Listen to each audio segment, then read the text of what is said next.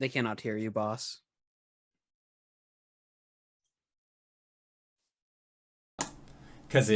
Hello, everybody, and welcome to today's indoor adventure in For Keeps Beneath the Waves, Part 5. Today is March 14th, 2022, and you are loved. There, we're doing the whole spiel again. And if this is your first time hearing that repeated spiel, you can go to youtube.com/indooradventures or anywhere audiocasts are made available for free under the same moniker. Check up on all of our backlog. It's a great and wonderful time. Speaking of great and wonderful times, we also have an after show over at patreon.com/indooradventures called Nights in the Courtyard, where we answer questions not only from each other, but also from the community. So if you have any questions that you would like to ask myself or any of these other fine folk, the easiest way to do that is to join us on our Discord. You can find the link in the Twitch chat to the side over yonder or in the description of this video or audiocast down below. Again, join us on Questions for the Courts. Feel free to post, and we will do our best to respond in kind. Again, that after show can be found at patreon.com/indooradventures. It is being made completely free. It's just, we decided to host it there because it made more sense to kind of keep things a little separate for that way, so that way it didn't get confusing. But let's say you already support us on Patreon, you already support us on YouTube and Twitch and all of those other wonderful places, and you're trying to think to yourself, where can I go to help support this fantastic show even more? Guess what, buddy? I got your back. Quite literally, in fact, because if you go to indooradventure.redbubble.com, we got t-shirts, we got posters, we got mugs, we got crop tops, throw pillows, shower curtains, aprons, clocks, and we also have Tia masks. That's right, we got face masks with the symbol of Tiamat upon them, designed by our very own Cyberwolf1201, where the proceeds of all of those masks end up going to help support Doctors Without Borders, which they are currently doing active work in the Ukraine, so that is going to be kind of our target for that. Originally, obviously, it was for research to kind of help towards the eventual vaccine, but now I think that there's a certain precedence that we need to continue to support here. So that's where all the proceeds of our mask sales and most of our merch is actually going to in the coming future. MSF does cool stuff. Yes, agreed. So again, if you'd like to purchase some of the merch that we have on the channel, I'm also going to be trying to figure out more merch designs so that way we can get those out to you guys as well. You can go to indooradventure.redbubble.com. That is indooradventure, no S at the end, .redbubble.com. But that is it for my opening spiel. So hey, RJ, who are you playing today? Hello, everybody. I'm RJ, and today I'm playing Caelum, the Shadowkai Wizard. We both go by he, him. Hello everybody, I'm LBHackEmUp. I'm going to be playing Gwen, the Halfling Barbarian Fighter, and we are both she, her. Boy, I'm Cyber. I use he or whatever pronouns. I'm going to be playing Arjhan. Arjhan is the Draconian Dropout. He, him. Hey everybody, I'm Wings, also known as Danae Keener, she, her. I'm playing as Cori, the Eldrin Paladin, she, they, and he. And I am the Indoor Adventurer, he, him, and tonight I shall be your Dungeon Master. So, last we left off, things did not go according to my plans at all, which is in, obviously, the best possible way, in that our players, having come back after a series of real-life downtime, regrouped. We thought what we needed to do. Gwen made her way up to Greenreach with her beloved Philip. It was then that there was a wedding, and you guys got to attend a halfling wedding. Wow, wow, wow, what a great time. Caelum continued to work on the Armor of Necrotic Resistance, which Gwen now has, and it looks rather dashing. Cori got to spend a bunch of time on a small ship that is not really meant for, large-scale sailing with her girlfriend Oliviette, but regardless, the two of you had a great time, ended up joining Gwen for that fantasy wedding as well. Arjhan, the entire time you were also working on paperwork, whether it was for one of your two startups, the town that you're in charge of. There are quite a few things that Arjhan currently had going on in the back burner, most of which followed a bureaucratic end. However, at a certain point, when you all had regrouped after Gwen's wedding and were trying to think, what is the best possible way that we can go to an undersea area that will not make us feel so vulnerable. The idea that came upon all of you like a light in the darkness was none other than our submersibles impressive in Dungeons and Dragons. The answer is yes. You managed to go to the ruined city of Vascor, where you found a blueprint for a device known as the Apparatus of Qualish that would allow for undersea travel. You ended up making a sending to Archmage Stonemantle, asking if she would fund an underwater expedition, and she agreed in return for a heaping portion of some of the treasures that you might be finding, as in this place that Caelum described as a vault.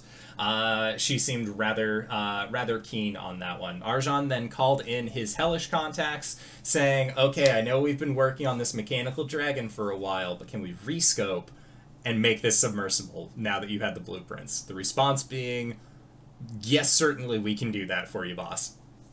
So they have begun working on that. And then with this, you sent Oliviette back to the Moonrunner, and you were getting ready to once again kind of figure out how much time is going to be allocated.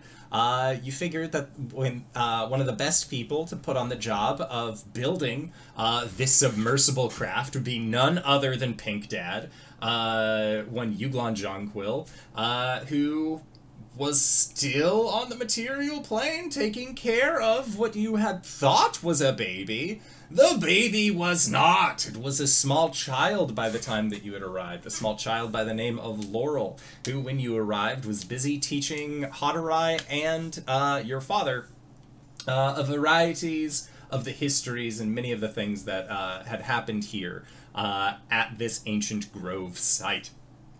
Now, where we ended last session, Gwen had decided to stay with the Goliath tribe for the foreseeable future, or at least as far as she knew, the next week or so, in order to, you know, spend time with her brand new husband, return as chieftain. Who knows, maybe there are some puppies that are going to be had in relative shortness.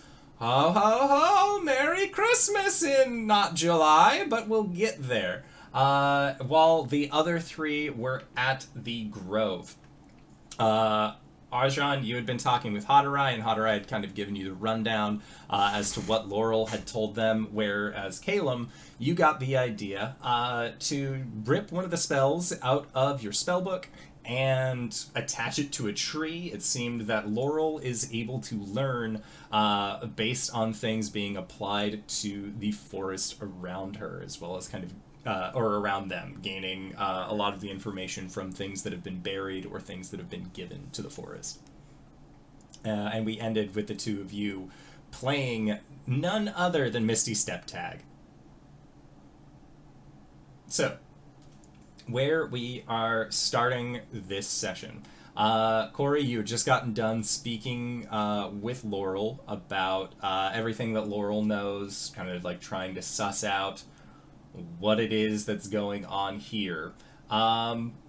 So while we're still in this scene, Pink Dad definitely got some smelling salts. He is in the process of coming back together. Are you informing him that you're not really kidnapping him, but giving him a new job assignment in the Hells to work on with some tieflings and Abishai and some other things that he might not be, like, super knowledgeable on? Where did the assumption that we were kidnapping him come from?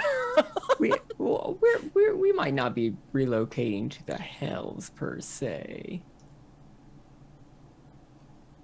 Why did you say that in such a threatening way? I mean, it just depends on where Newell can set it up, but my assumption was that they would be constructed on the material plane. Gotcha.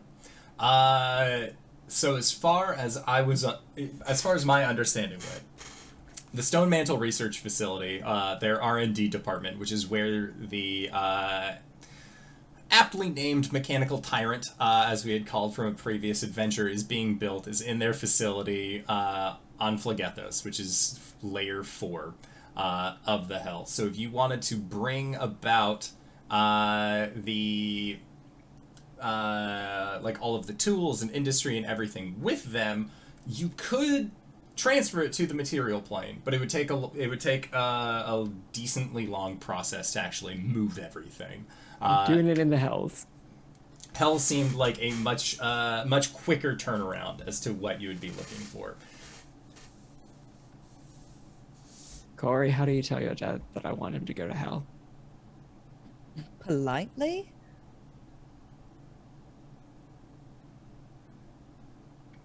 Okay.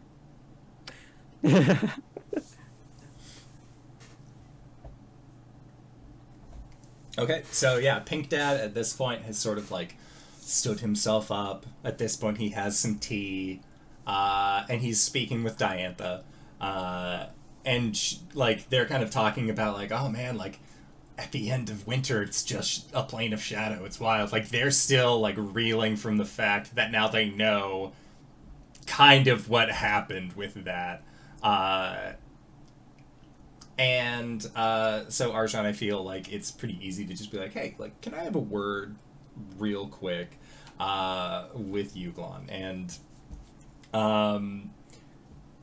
when like he just has like a mug, we'll say, very nice. I'll go ahead and explain the like whole situation that we, in order to help. How much does he know about everything, actually? That really depends. Cori, what have you told your dad about the stakes at large? Fucking doesn't matter now. Laurel spilled the beans. Okay. Laurel spilled every bean. Dad's got all the beans.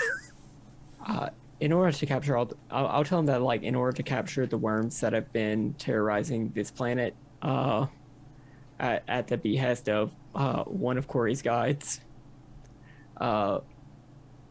we need to go very, very deep underwater and retrieve an item from a lost civilization sunken city. And we need to construct 2 of this very hypothetical item that we have the blueprints for.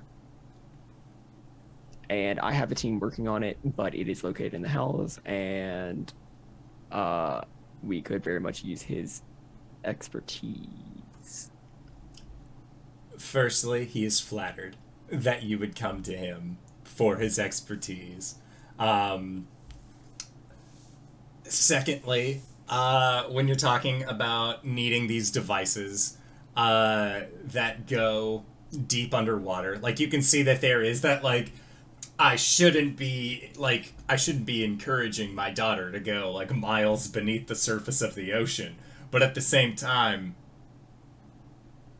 this opportunity comes once in a lifetime for an inventor. You son of a bitch, I'm in. Like he seems very on board for this, although there is definitely more of like a tentative first step that he is sort of taking on this one, especially when you say, oh, by the way, you'll have to go to the Hells in order to do this. Wait, sorry, was the plan to do 2 small submarines or 1 big submarine? Was it 1 large, 2, or 2 medium? I seem to remember that like we said we didn't want to split the party. Okay, 1 big submarine. 1 large submersible. Got it. So with that, Yuglon is on board. He does mention that he will need to go home for a little bit before, like, just for a quick stop, so that way he can get his things. Let the wife know that he's going to be out of town on a business trip, and you can see the gears in his head turning as to how to tell his wife that he's going to be just working on a project in the Hells for a little bit. He promises it'll be fine. Normally he does not get that long of a leash in terms of where he can do his projects. Would you like me to ask? And he just sort of like just says like, no, It'll be fine. I just need to figure out how to word it correctly in a language she'll understand. So long as she knows that it's going to help me.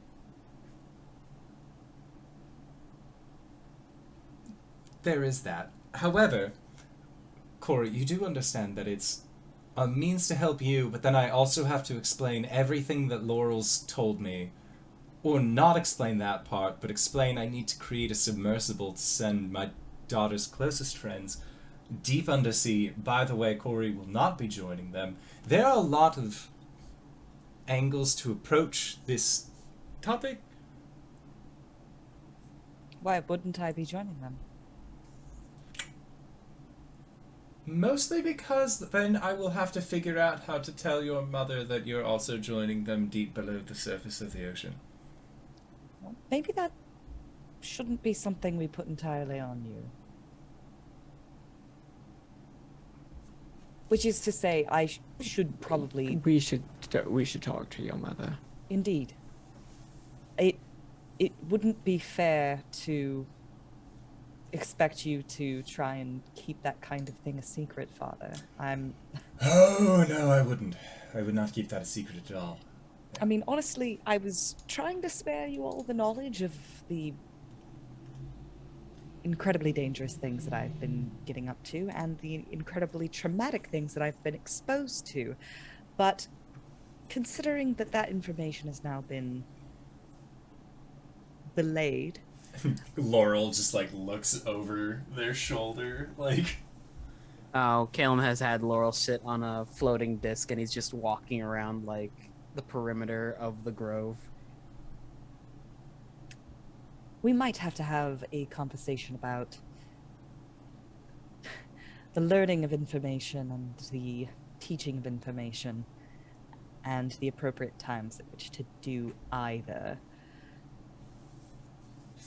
Regardless, yes, I'll handle that bit, Father. Thank you.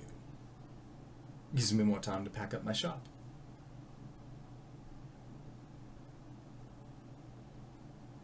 Alright, so then it looks like next stop is the Feywild. Boy, oh boy. All aboard, cries the engineer. Sleepy time junction is so near. Alright, so, Caelum, were you still planning on taking Diantha on a quick tour around the material plane of other places that you've been to? Or is that getting kind of We not can halted? rain. It's not halted. We can rain check it for a more extended vacation. You can keep doing that. The house is also keyed to the Feywild. It is. So, meet back here in a week? Do you want to meet back here in a week or somewhere else? Maybe Shroudport, because how long is it going to take to develop a submarine? I have no scope of this. Very, very long time. I'll check in with you in a week and see where you're at.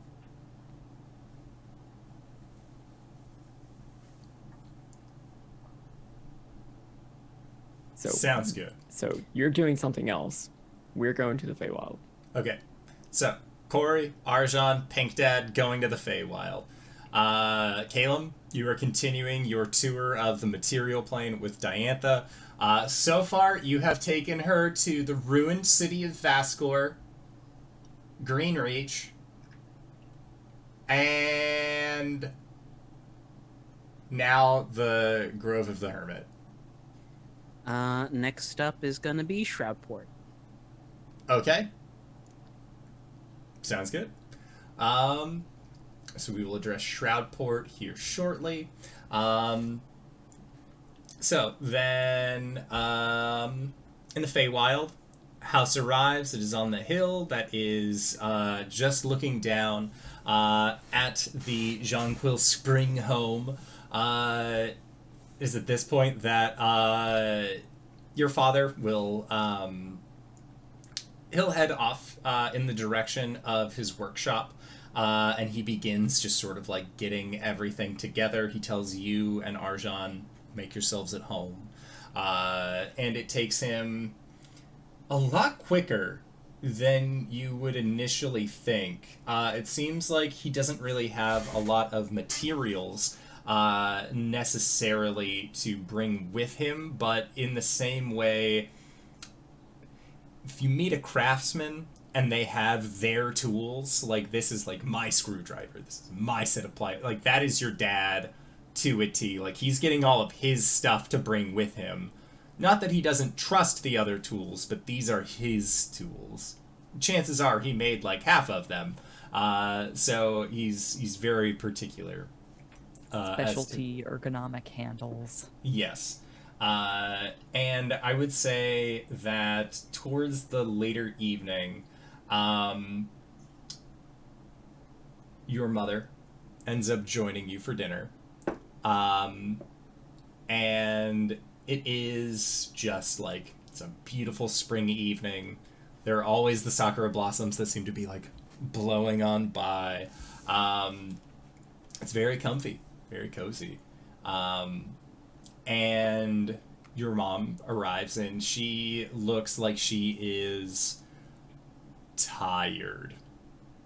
But in the set, and like when you kind of get to asking her as to why she looks a little more bedraggled than she normally is, she lets you know her whole thing is trade and making sure that trade is going well. Now they have a new place that they need to worry about, and she has been put in charge of seeing if the Shadowfell has anything that they are willing to trade with the Feywild. Conversations are not going great because they can't get very many explorers through the wastes of the Shadowfell.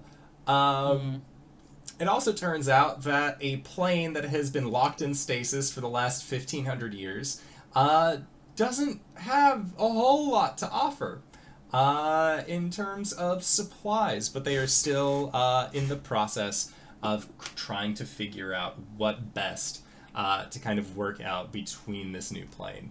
And when she brings up, she's like, it's the strangest thing, like this new place arrived, we have to figure out how to deal with it. Your dad just like he's not gonna be the one to tell her. Mother, I happen to have a few, well, connections in the Shadowfell. Is there anything that I could possibly do to help with that? And you see, like, it's like the lower eye squints upward, like it's not like a brow furrow, like it's just one of those, like, And how did you make these connections? I technically didn't make them, though they were made from me. And Cori will just go into the whole thing. And, like, she just, like, while she's listening, her cup just sets onto the table.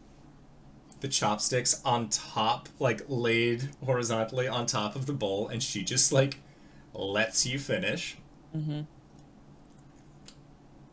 And then she stands up and goes to the other side of where you are. She full on slaps you. And then brings you in for a hug. Fair enough. And as she has you in the hug, you can just hear her, like, just like that deep breath where you know that she's more like doing a controlled breathing to keep her composure. In this, and in Elven, she says, my stupid, beautiful daughter, I'm so proud of you. But if you ever do anything like that again, I will chase you to the plane of shadow myself. Please think of your parents. Duly noted, Mother. I'm getting better about that, I promise.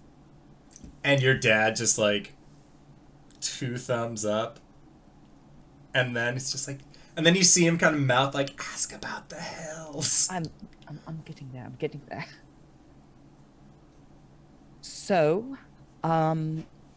next thing on our list of things to do, you remember how I drank a potion and then jumped into lava?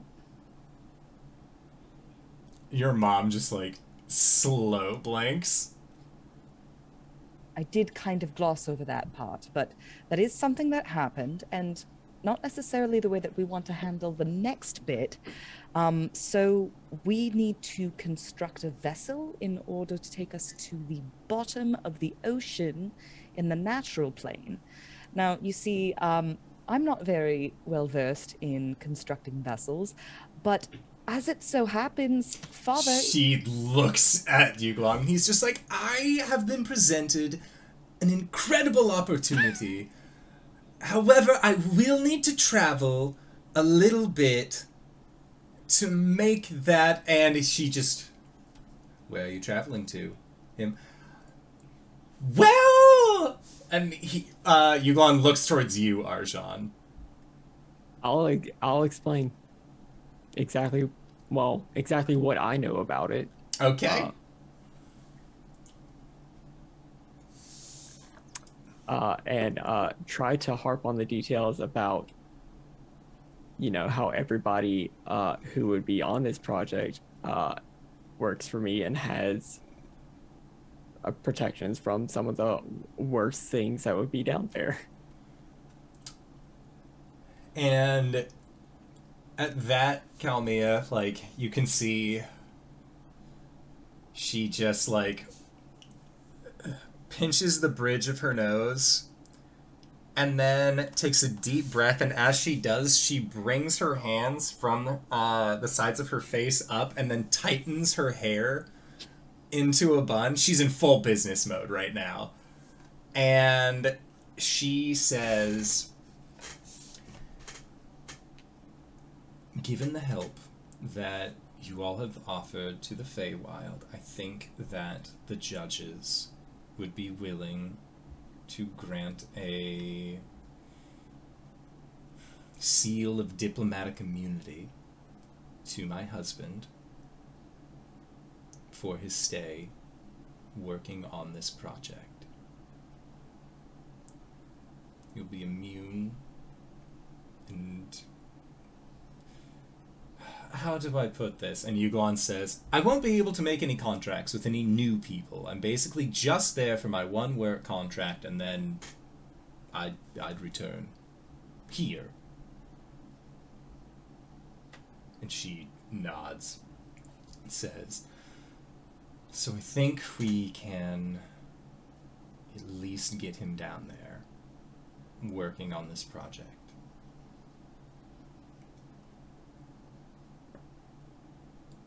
If anything happens to my husband, she looks at you, Cori.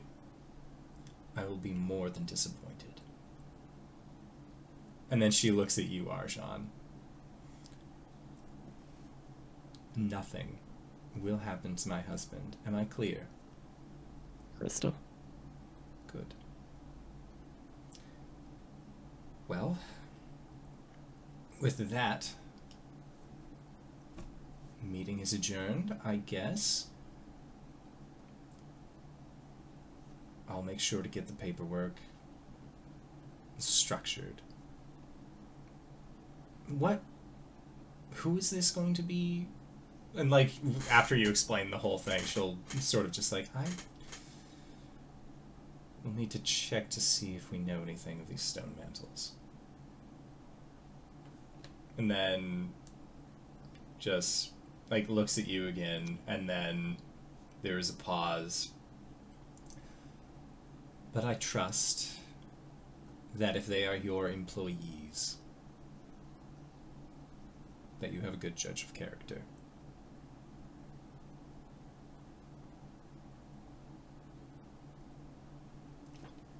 So,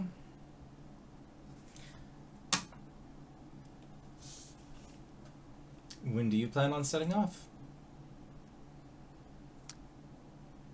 I'm afraid if we don't leave soon, more time will, well, it'll take significantly longer than I originally expected. I'm worried that that time is gonna freak out again. Yes. Well, with that, and she will go over, and Cori, she will give you a kiss on the cheek and a hug, and says, don't forget, after all of this, you still have duties here. Of course.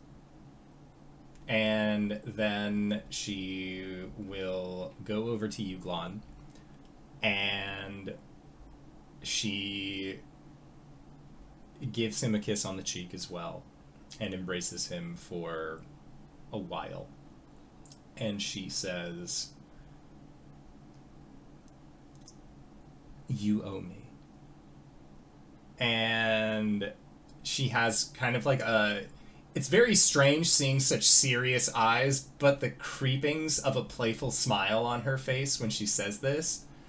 And Uglon, like, has this, like, moment in his head where he's like, I don't have any money, how am I supposed to... Oh. And you just see him, like, purse his lips and, like, big, like, smile and just like, I will repay you. This is fine. Like, I'll make this up to you. Cori's just sitting there, like, making, like, inextricable eye contact with Arjhan, and then just goes like, I'm sorry.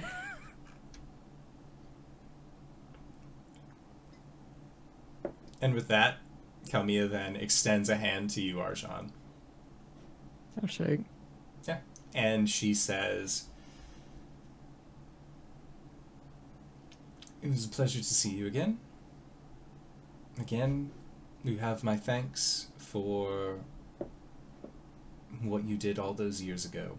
Because you remember that it has been years in the Feywild since things happened. Right. Hence my anxiety.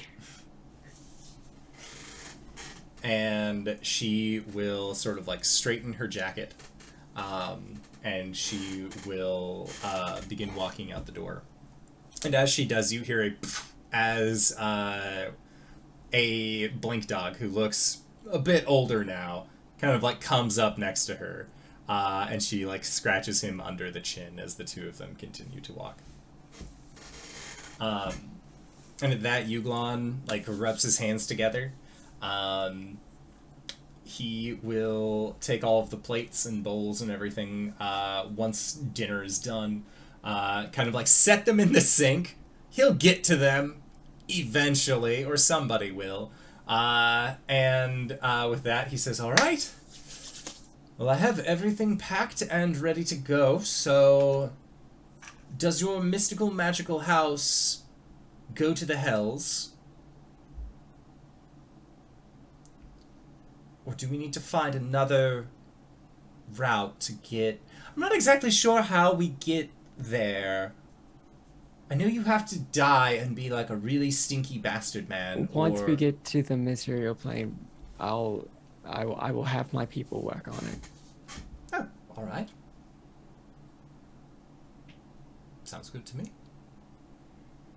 He just sort of like, all right, let's go to the house. Let's get this done. He's ready to go back. At the Goliath tribe, Gwen, you and Philip have arrived. How long were you planning on spending there? In the Goliath tribe? Yes. I was told I have a week, right? Yep, that was the initial one.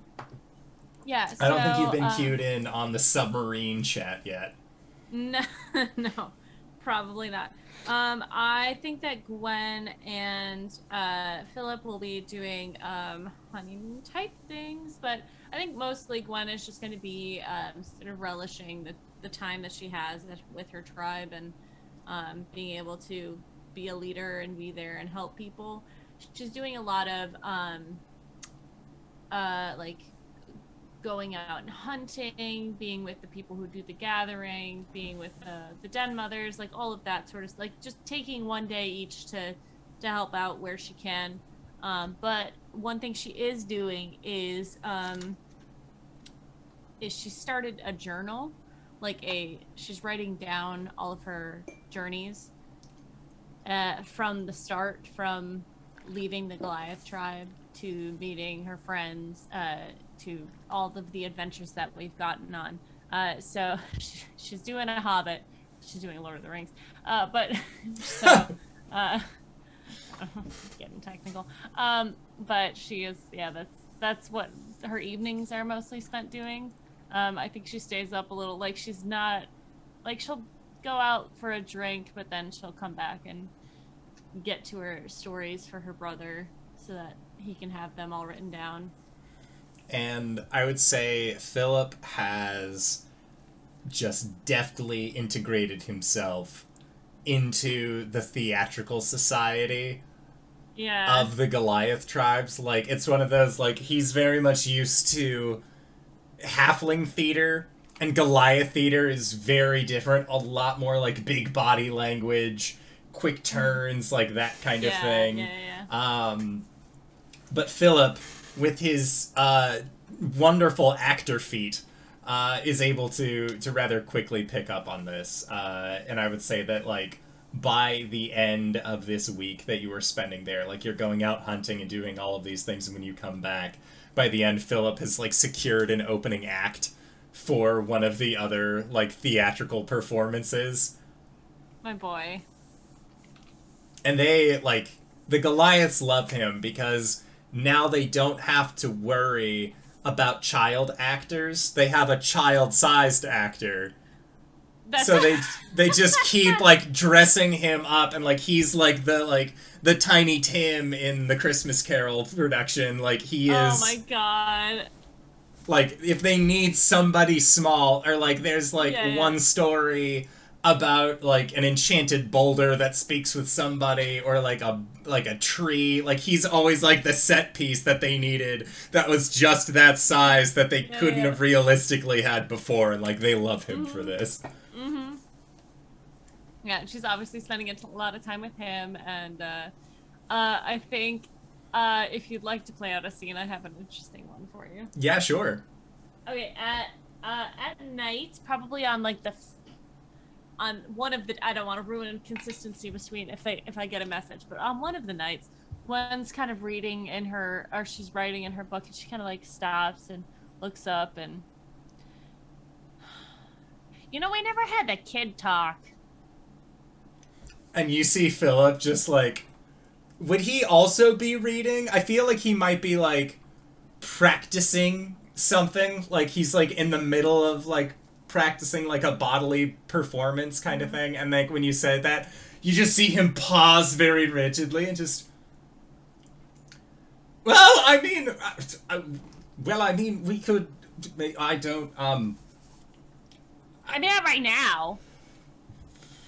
But, like, in general. Yeah.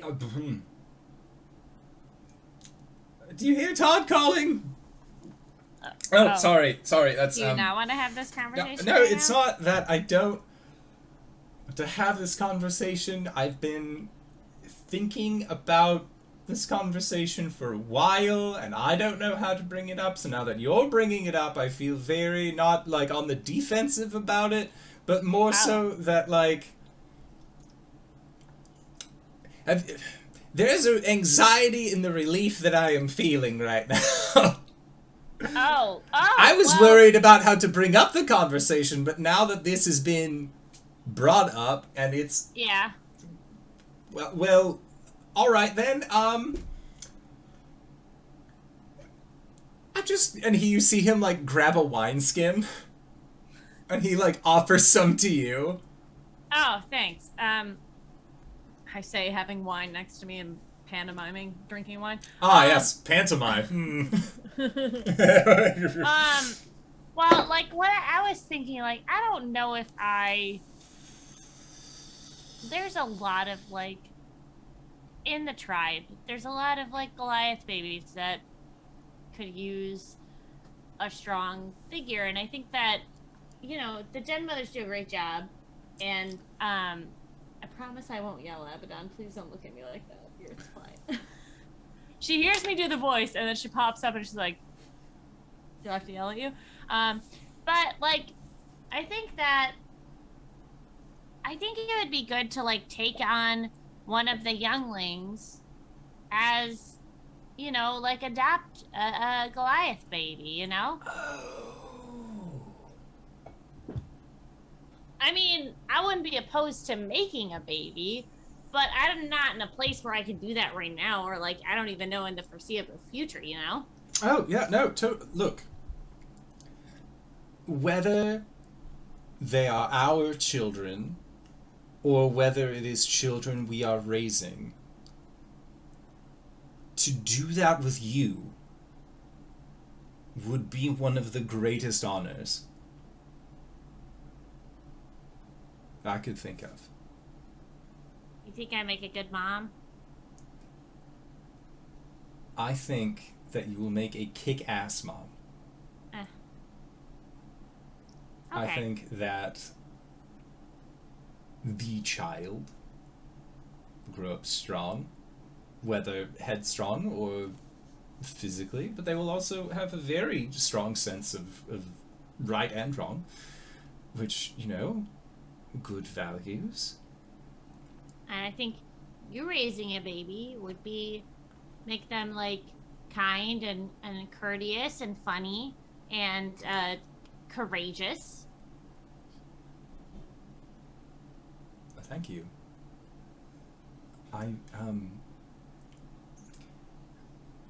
To be honest, I mean, it's one of those things, like, yeah, like when you fantasize about something, like this time that we've spent together, this is more time than we've spent together in years. Yeah. And it's been wonderful. And in between jobs, when I was working, the things that was really making me hold out was the day that we could just sit. It's the two of us.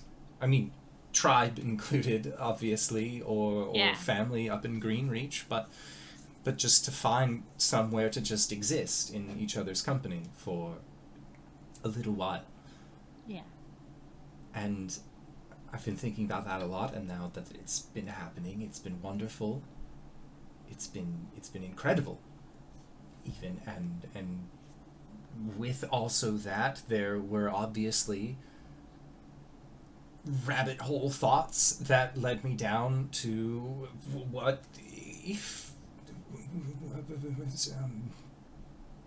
After all this is over. yes, of maybe doing the thing that we were just talking about. Raising a family? Yes, Yeah. raising a family. I think that'd be nice. I think, you know, I don't, boy. I know that we're going to be the keeps. We're going to be going into a lot of dangerous stuff coming up. Yes. And, you know, I don't know what would happen at the tribe if I didn't come back. And I don't mean to be, like, morbid, but, like... No, these are very real conversations that we should probably have as chieftain and wife, and he points to himself when he says wife. But, you know, if... I don't know. Maybe before I get all into that stuff, we can see what comes up. If there is something, you know, the den mothers do a really good job of taking care of babies, but if I can name one as my heir before I go and fight Caius, I think that might be a good idea. And then when I come back, then you and I can pick up the raising part. Well, if you're going to fight Caius, I most likely, not saying I wouldn't love to join, but I feel like something like that is a little bit out of my tier range. Yeah. At the moment, I would You're not again quite at that level. I'd love to, but you are like getting punched by gods and pissing off others and other all cosmic level things. Yeah. Like the sky up there is like your playfield right now. And the moon. Yes, as you've been you died up there and then came back. I did. And I have a goat and a brave heart. And I don't think that going that far away to fight space worms, I would love to be there by your side, but I know I would be somewhat of a liability. I know you would. If I asked you to, you'd be by my side the whole Yes. time. But I mean, you're kind of right. I would be worried about you the whole time, and I think what I'm doing is kind of like epic level shit, whereas like About a I mean, month there's- ago, I challenged a troll to some riddles. I don't think we're at the same... Yeah, and I think that doesn't say, you know, anything bad about you. I think that what we're doing is like fucking insane, but it needs to be done, and we can do it, so we have to do it. But yeah, I think before we go off, before we do that final thing, it might be good to like set some things in place. Maybe even now. I mean, we're gonna go fight something under the ocean. That one maybe I could help out with. How far into the ocean?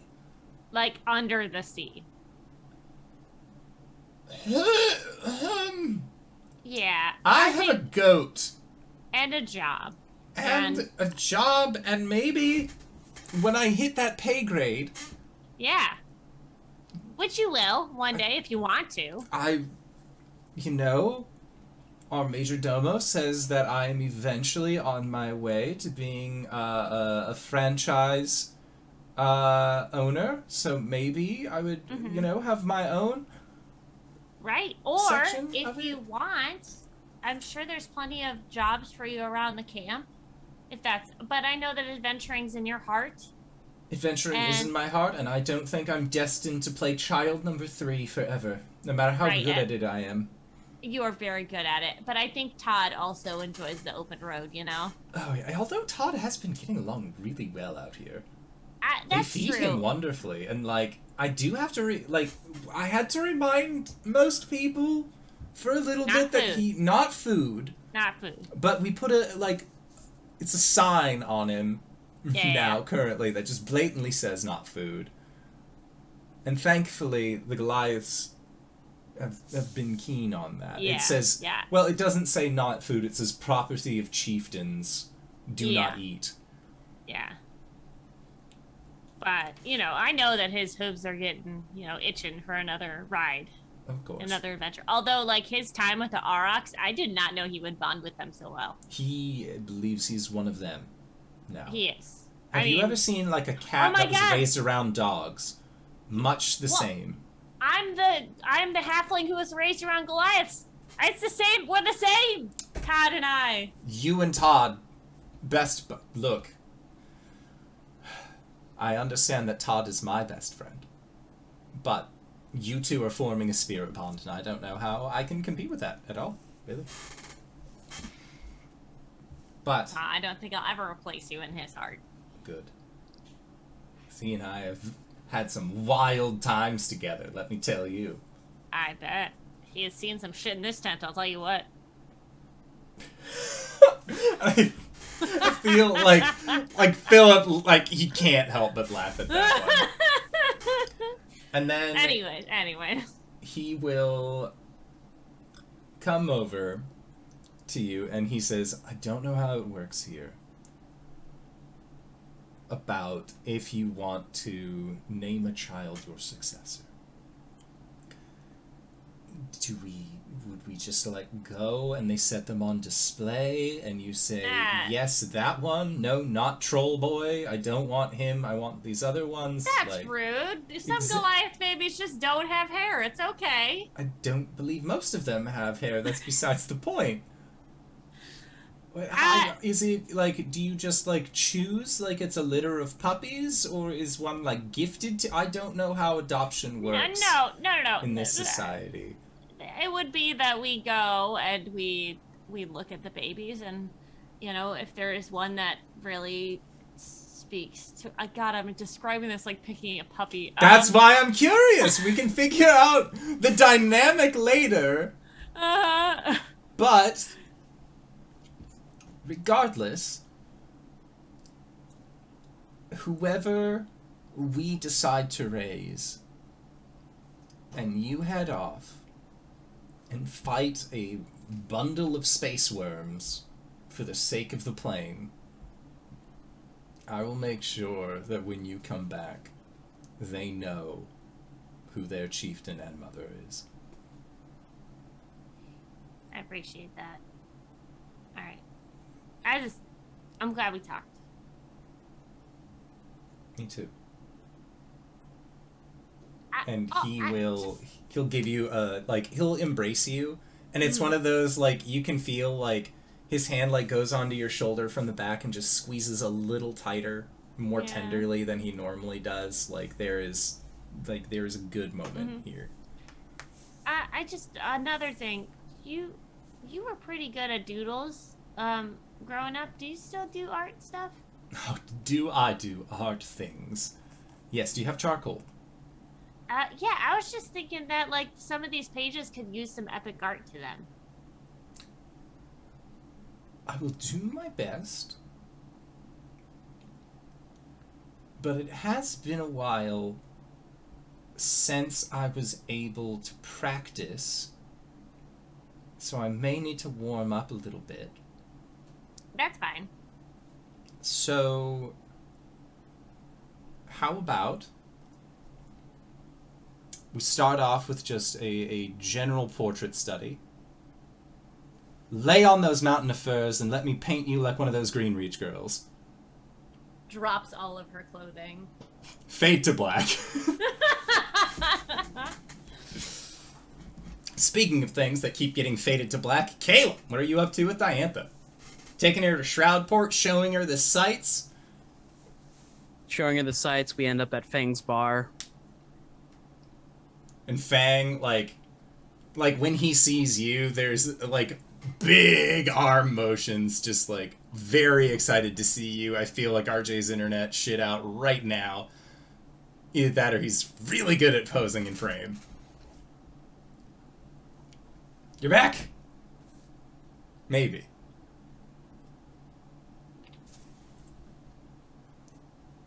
We'll aggressively T-pose at him until his internet stabilizes. Who knows? You back? There he Good? is. Oh. Nope. No.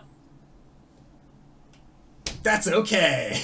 Look at that boy. Look at that boy. boy. Look at that great boy. For all you audiocast listeners, we're having a time. But oh, he's gone. Oh. Wherever. Oh. Hello. hello. I am the back. Welcome to the back. Welcome. I am Dad. You could be daddy. Oh, God. So, yes, you have arrived at the Zesty Anchor. I would say that as you have been going through town, you're welcomed. Very, like, the people remember you. They remember you as one of the people that helped save the town. And so, as you're walking, it's like people nudging and pointing, and like not in like an accusatory, but like the two fingers, just like, oh my God, that was the guy. Like talking about like watching you and your group fly up during they called it during the last Festival of Lights, to go into the Keeper's Hold like flying through the air, fought, people were bursting into worms, it was horrible, but like obviously they got better. The town still, population-wise, is not back to the point that it was at, but you do find out that there is a new keeper for the lighthouse. Being a keeper that you suggested come back and be here for the city. It looks like Makoff has decided that this was the best opportunity for her in order to kind of make sure that the town functions as is proper. Cool. Drop in on Makoff just to say, like, peek into her office, wave, peek back out. When you do, you can see that, like, she is no longer wearing her more, kind of like the tattered shopkeeper robes that she was wearing before. She now has, like, a very nice tailored suit that is much more, like, akin to somebody who is the Lord Keeper of Shroudport. She still has her blindfold, but rather than it being just sort of like these rags that had been tied around, it is very much like that singular ribbon that is designed for something like this. Her clothes are, well, they have a very, like, black and gold kind of aesthetic to them. There's also more of like a kind of like ambered glow, almost what, like, if you could capture what looks like a sunset and like that orangish glow of the sky and have that coming from the bottom of this long coat that she wears over like this nice, like, business attire dress. She looks very well here. She still has, like, baubles and things like that hanging from her horns. And you can see that there have definitely been changes around specifically for for the creatures that she cares for, but even poking into her office to say hello. When you try and shut the door, you can feel that there is some resistance, and she looks and says, "You don't get to just pop in and then walk away." She stands up and walks over to you. She will give you a hug. Oh, you made it sound like I was in trouble. He'll, like, hug her back. And Diantha just, like, extends her hand. Diantha Barbatus, pleased to meet you. And Makoff just extends her hand. Just, Makoff, recent Lord Keeper of Shroudport. Nice to meet you as well. Makoff helped us get started when we were just fledglings. And I have continued to help as often as I could, and she motions around her. Look at what happens when you invest in people. You become Lord Keeper of Shroudport. I was told that you all needed help. I didn't realize that you needed help this badly, and then when I showed up, again, people were looking for guidance, direction. Just so happened that I'm good at giving both. That, and also knowing how to cure what had become of Sten Fazeno helped a little. He's alright? Well, he's been better. He can't go far on his own. And he does babble. A lot more. Oh, okay. I was gonna say he did babble before, so that's nothing new. But as far as being, well, I'm sure you saw when you were here. He has legs again. That's good. Real plus on that one. Oh. Thank you for all you've done, Makoth. I know we do say it a lot over the sendings, but I think in person means a lot more. It does. I owe you all quite a debt. I know that I let my emotions get the best of me in more than one interaction with you all. If you see Arjhan again, tell him I'm sorry. He'll know why. Then also let him know that if he ever wants to play dragon chess, there's always a seat open at the Lord Keeper's table. Caelum will smile. Oh, by the by, if you have any recommendations of people looking for a teaching position, it's been some time, and I think the Temple to Saloon should be ready by now. I was hoping to start a school there for people like us. Magically inclined? Magically inclined and misunderstood. As far as teachers go, I don't know of many who would be in the process of offering their services, but being in my situation does give me a little bit of a wider net, all things considered, for people who might be interested in something. Alright, well, you know how to contact me? I think at this point I should know how. And next time we're in town, let's all grab a drink together. I'd like that.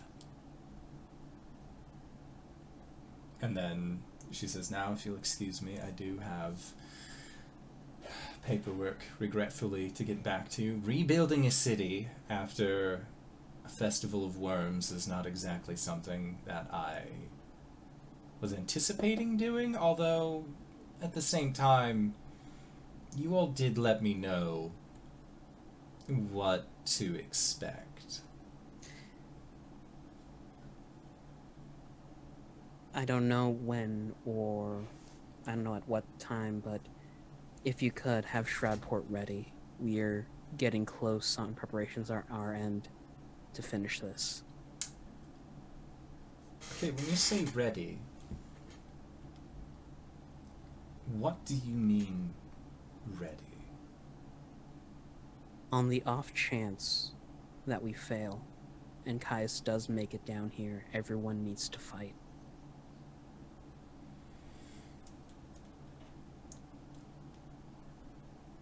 That is the thing about us here at Shroudport. This town was built specifically because it was a place that withstood the tests of the shore. We are the town that will weather the storm, and we will continue to weather it. Whether it is raining, sleet, hail, snow, cats, dogs, worms, we will survive.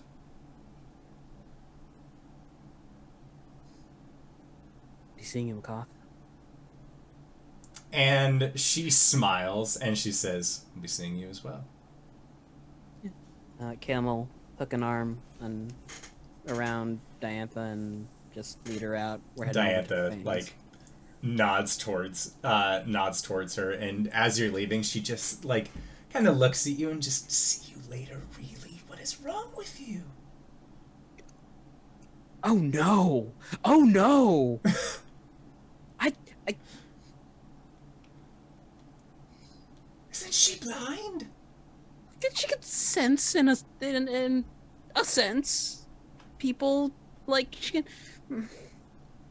Diantha is just like holding back a smile and just shaking her head. Let's go get drinks. She nods. And that's when you find yourself at Fang's. And Fang is very thankful to see you again under better circumstances. You see that Mirth is also back to working at Fang's. She's totally down to just, like, this is what she wanted to do to begin with. She just wanted to be, like, she just wanted to work at the bar. This was her vocation. This was her call. But when you arrive, Fang, offers you a place to stay, should you need one. As well as, he says that drinks are on the house. And when he says that the drinks are on the house, you see, like, Diantha's eyebrow raises, and a little bit of a smile plays. Caelum goes into his bag and double checks if he has, like, some hangover stuff. Good. This is gonna be a long night. Yeah, I would say that your night at the bar is not long in terms of, like, she's just, like, slamming drinks. But it is, she enjoys the idea that she can order a drink and then take however long she wants sipping on it, and knows that she can just get another one immediately. Okay. Yeah. I think near the end at closing time, it's just a really inebriated Caelum lying down on a round table. And Diantha looks towards Fang. Make me a Constitution saving throw. No, that's not saving throw. That's the same. 22. 22? So yeah, it's a very inebriated Caelum. Diantha is also, like, a little sloshed at this point. You're, like, she's holding it better than you are, and she just looks towards Fang and says, you said you got a free room? And Fang just, like, looks at her, looks at you, Caelum, and then, like, there's, like, a sly, like, yeah, I do.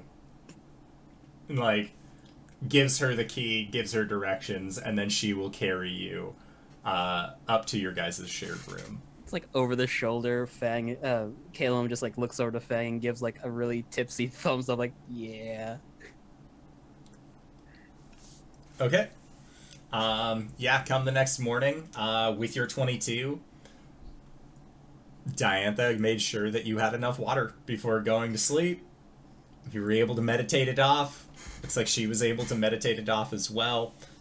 Having a great time. I think, it's a little bit after they've waken up, and Caelum's looking out the window, and he sighs. This has been actually one of the happier times, and I'm afraid it's all a dream.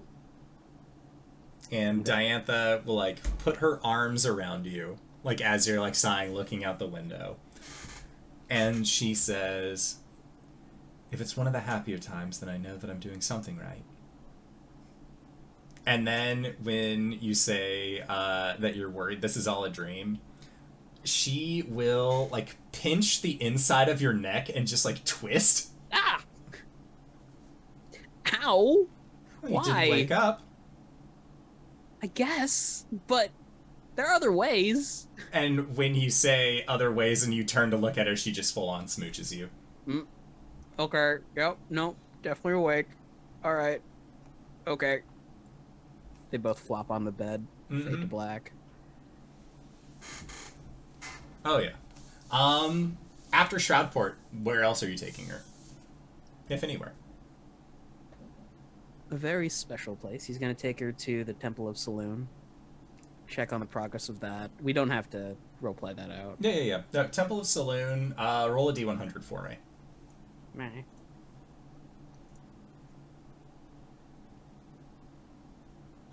Five. A 5? As it turns out, getting a bunch of Abishai to construct a holy site On consecrated ground. is very difficult. They're building, like, they're basically You know what? At job sites, when you have like the foreman's office, that's like a little weird mobile home, and then they have all the materials ready, and like it's all there, but like they're still like trying to get, like, they can't stay on the job site for as long as they would like to. I imagine there's one Abishai who's really gung-ho about their job, so there's just this scream as they run into the consecrated ground, puts a There's brick like down. smoke billowing off them at all times, just like, yeah! That's gonna be expensive. They should get a raise. The Abishai have basically said that for a job like this, there are a lot of work hazards. So they're actually in the process of they're still in the process of listing out all of the potential work hazards from this job to then properly go about it. However, there are two individuals there that have kind of taken up residence at this place, and seem to be like kind of using it as a minor base of operation. And you find out that it is an individual that you never really got to meet, as well as his adventuring ally, a figure known as Arjhan the Jackal, and his adventuring companion, Aldrin the Bear. Please don't make me talk to myself. I won't. I could, but I am a gracious and loving DM. Okay, good. Caelum's just gonna head nod over to the two. Yeah, they, Aldrin will come up to you, Caelum. While Arjhan, I feel like, looks at you, and like, from like behind this jackal mask, which Caelum like sends some weird just like, like you recognize the style of mask that Arjhan wears as icky. part of the lab. But Aldrin comes up and like, it's this gruff older man, built like a brick shithouse, a little bit of facial hair completely white, and he looks at you and says, "Now I know what you're thinking. You've seen all these Abishai, and you're probably wondering why we haven't done anything about it." I'm with Arjhan. Oh, what? And he like squints his eyes towards you and like looks back towards Arjhan. Didn't you adventure with a guy named Arjhan? There's a thumbs up. Yep. Yeah, we pulled his ass out of the fryer. This world's weirdly small. But... And he, like, puts his hand on your shoulder. And he says, "These devils have been trying to figure out how to get inside of this temple. Do you know of a way? They said that they're trying to build a temple to Saloon." Yeah, I asked them to do that. Why would you ask a bunch of devils to build a temple to... This is going to rock your world, but they are also under the employ of... No, I'm well aware of that part at this point. It was offered, and, you know, it was actually, like, a cut-cost service, so, like... Yeah. Look.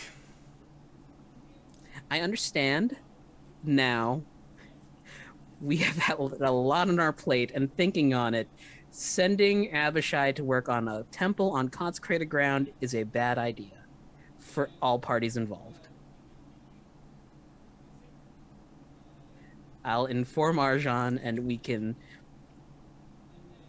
we'll double back on this. And he just, like, nods. And then just, like, kind of like offers like he doesn't know that this is your place, so he's just like, oh, if you'd like we found lodging inside. Like he offers you a room at your house effectively. They have made a small shack where the tower used to be. Yep. And Caleb just has this look of consternation on his face, like. And Diantha just says, just sort of like leans in towards you and says, "Don't you have a thing where you can just like make a place to stay?" Yeah, I can. Because you look like you really don't want to be sleeping there. No, I don't. We'll talk about it later. By the by, do the two of you know anyone named alias Crow? And Aldrin's eyes narrow to slits. Jackal, also just, you can see, tenses up. And Aldrin says, "Why do you ask?" I can see now that this was a bad thing. No. It only depends on the news you have. Well, given your attitude towards the news of the name,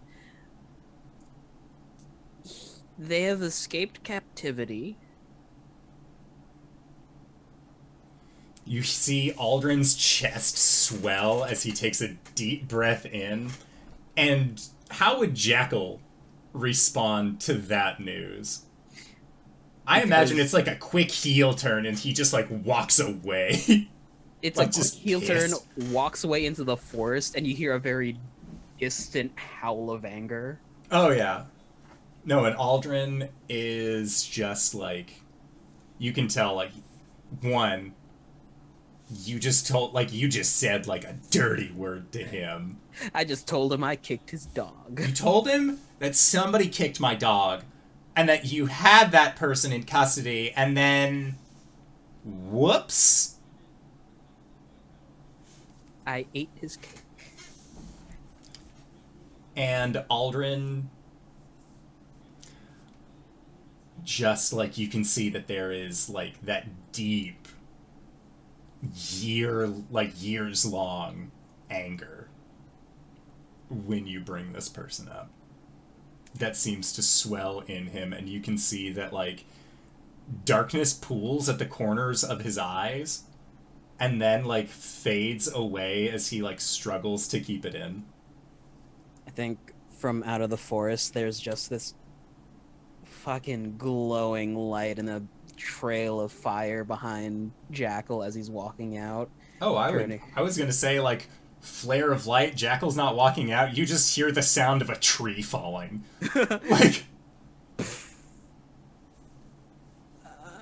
Okay, well,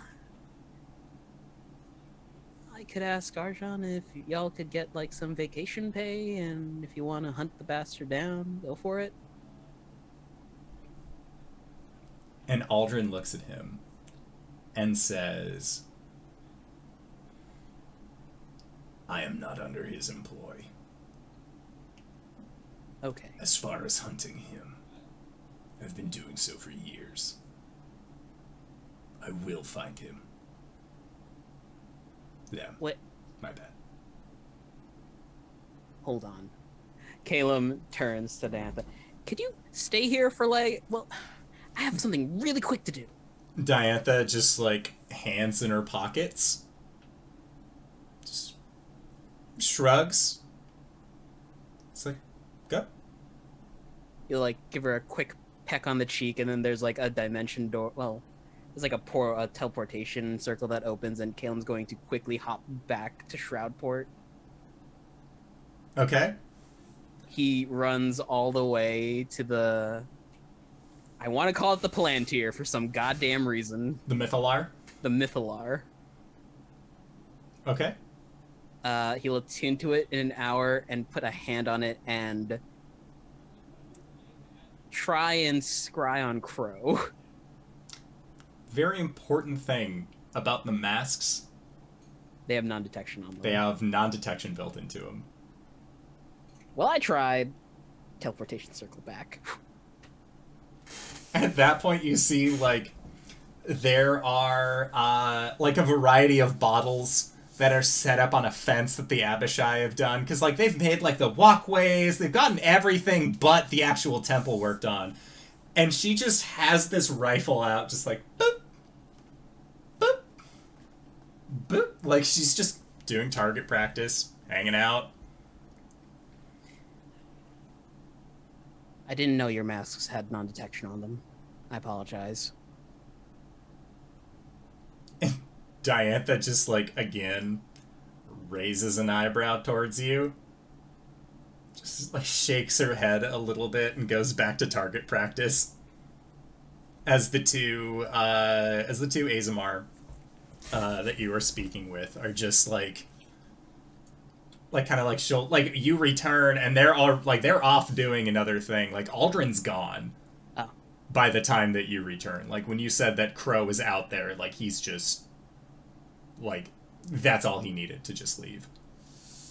Well, this was a fruitful day. Boop. Boop. And Caelum, as you say this, sort of like nodding to yourself, and Diantha has been left to her own devices for like an hour and a half because you really needed to go off and do a thing. That is where we are going to go into our break for the evening. We're going to try and be back in 5 to 10 minutes. Don't go no place unless it's to grab a food, grab a drink, grab a friend, or possibly go to indooradventure.redbubble.com, pick yourself up something nice, and we'll see you guys shortly. All right, everybody. See you soon! We have returned. I hit the right mic button thing. A clue! A clue! Where is it? Clue? Oh, whoa! What is it? It's a dagger. Whoa! Let's see what we have with our other clues. We have other clues. Bags, cleaning supplies, and a detailed itinerary list of what Indoor does on a daily basis. What could Blue want?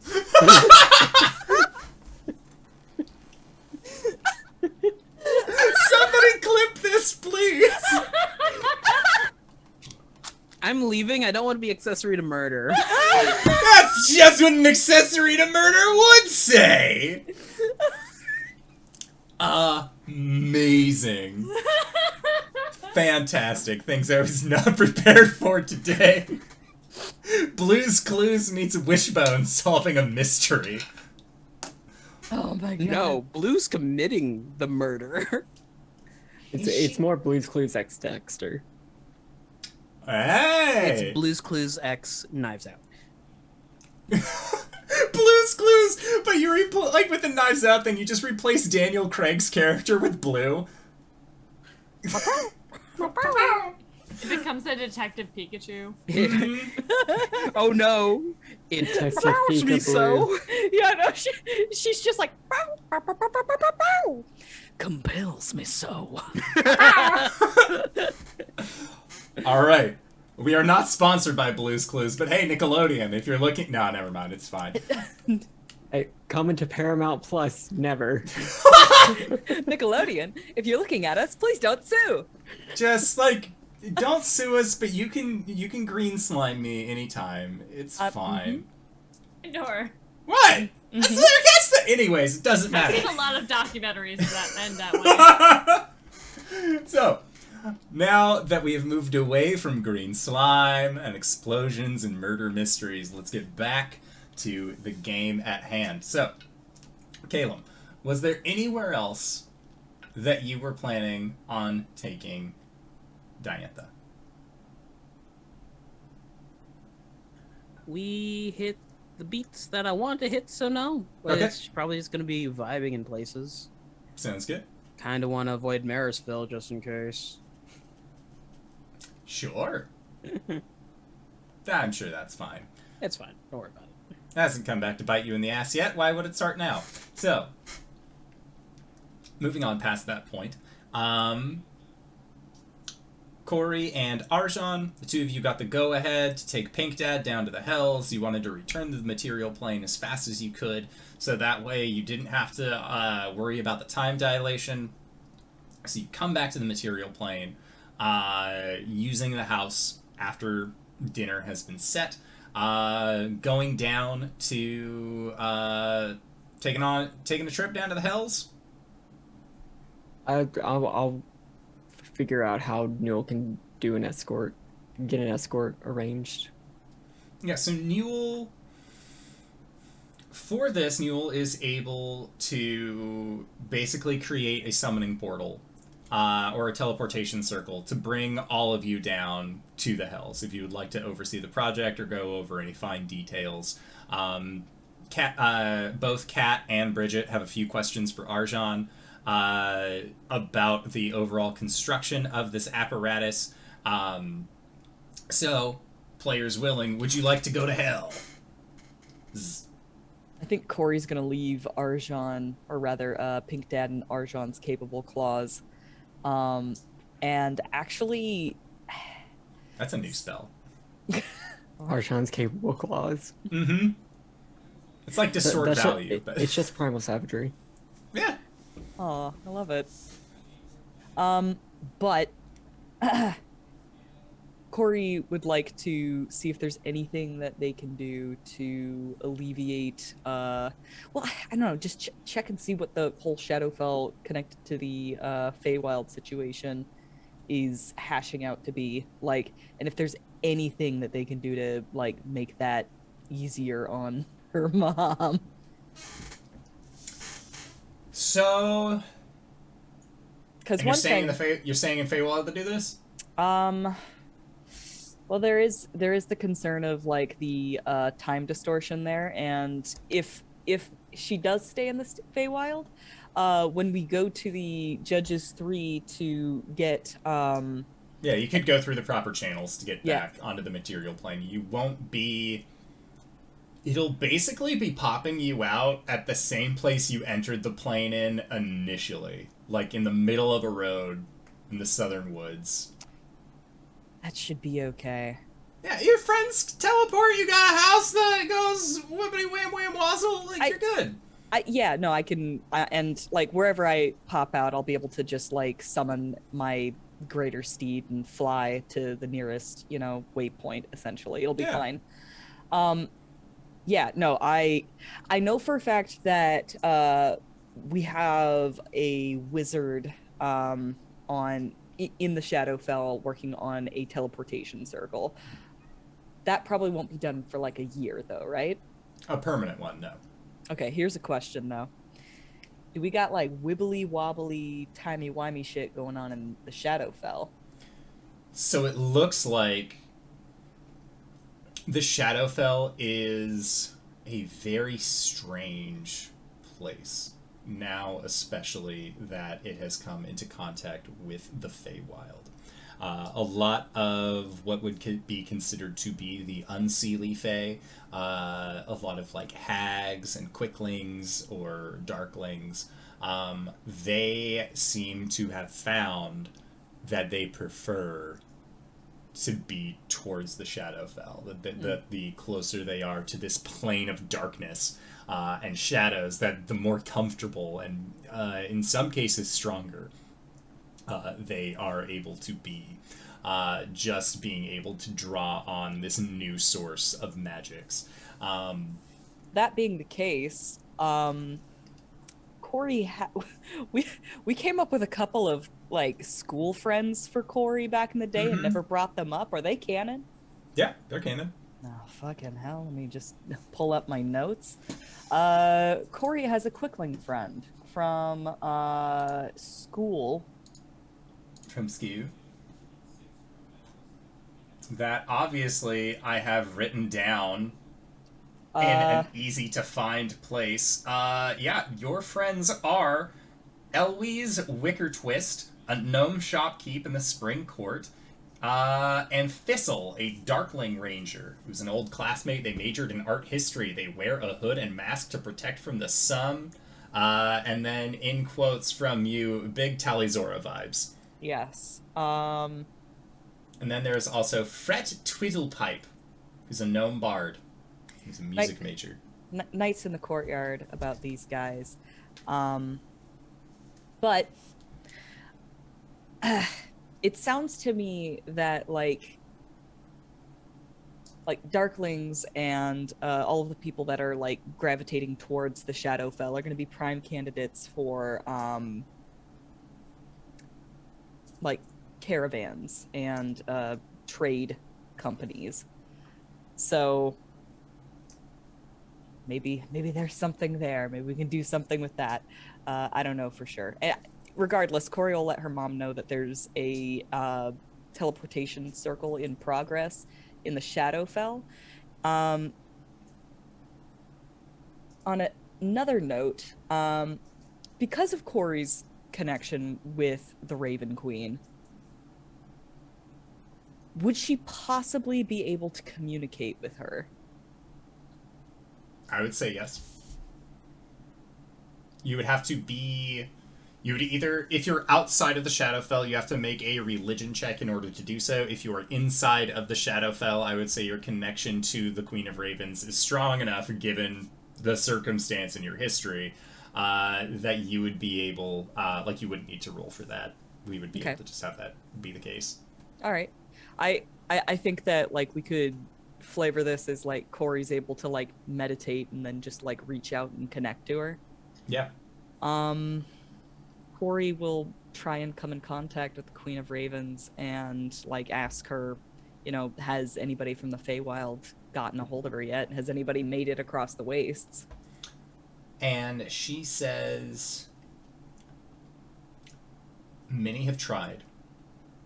None have succeeded. This may be her plane, but there are things here that she is not in control of. Has she been trying to make it to the Feywild? Is she interested in being connected? The Raven Queen feels as if her connection to the Feywild exists through you. She has no interest in traversing physically, as there seems to be... The way that she described it is that there is a... It's essentially like part of the ancient law. And not ancient in that it's like, oh, like at the start of this plane, yada yada. It's part of being a deity. That she, because she is so connected to the Shadowfell, and that this plane is hers, she could create possibly an avatar or bestow somebody with the mantlehood of the Raven Queen to then speak on her behalf, or she could embody them, but physically she's tied to this place. She can't leave. Yes. Okay. But for the sake of her people, is she interested in there being correspondence between the Feywild and the Shadowfell? To a degree. In a way, she feels like it would be useful. But at the same time, Cori, think back to all of the times that, as Cori, you have said, like, man, bureaucracy, like, what is the point of that? Like, if I were in charge, I wouldn't even bother with all these bureaucrats. I would just do the thing that I needed to get done, and then that's how it would go. Like, the Raven Queen exists as those parts of you as well. Where it's like she knows that if she were to open communication with the Feywild, to have it be something so, like, conversational and active, that eventually it would just get tied up in bureaucracy. There is already, like, bureaucracy at work that's keeping this carnival here, even though the Feywild and the Shadowfell are directly next to each other now. But the carnival can't leave. And it's not like...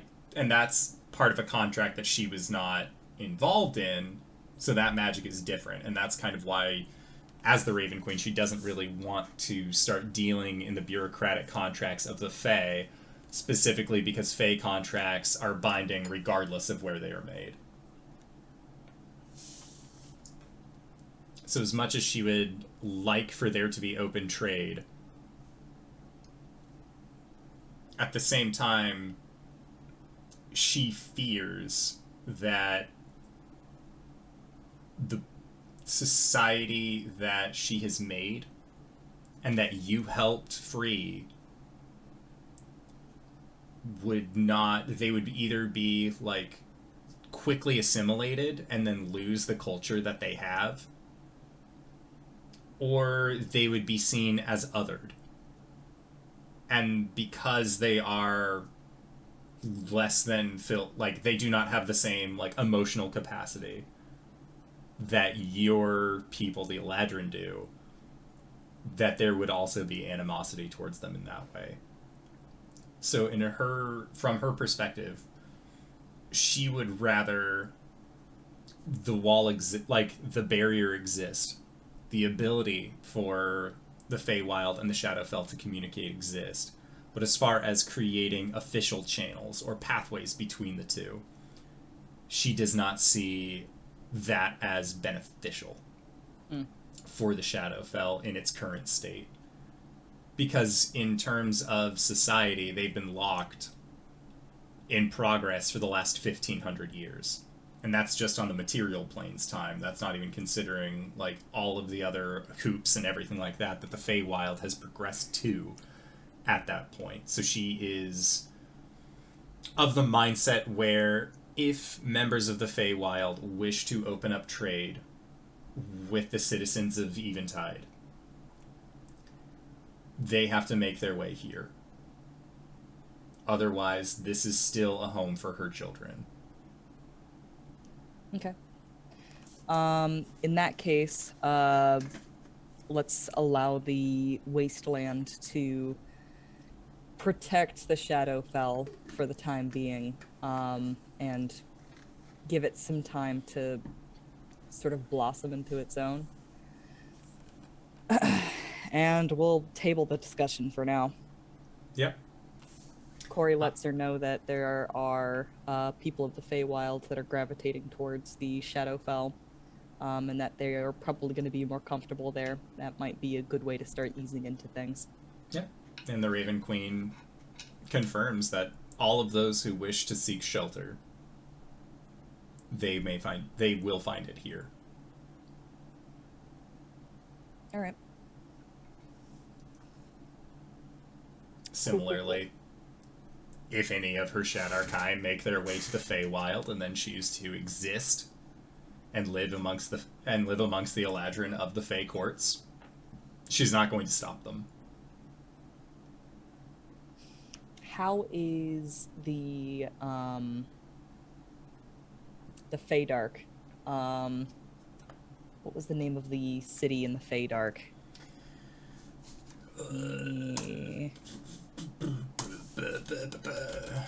Looking through my notes. The illustrious fortress. The previous Fomorian fortress. That has a new name now. Yeah, the illustrious fortress. Does that have a new name? Did that ever get renamed? I don't believe so. All right. Just change that in my notes. How they doing down there? They keeping it together? The name that they gave it was Solaris Relthwyn. Was Solaris Relthwyn not the city underneath the Oh no, it was. winter? Yeah. Solaris Relthwyn was that Fomorian fortress. It's named somewhere. That's a good question. All right. Its new name is Coriander, after the Caelum that freed everyone. No, thank you. We'll look through it. We'll look through our notes. We'll find the name. It's a good name, a great name even, but it's in my notes. I have plenty of notes on them. It's just I have not itemized them at all.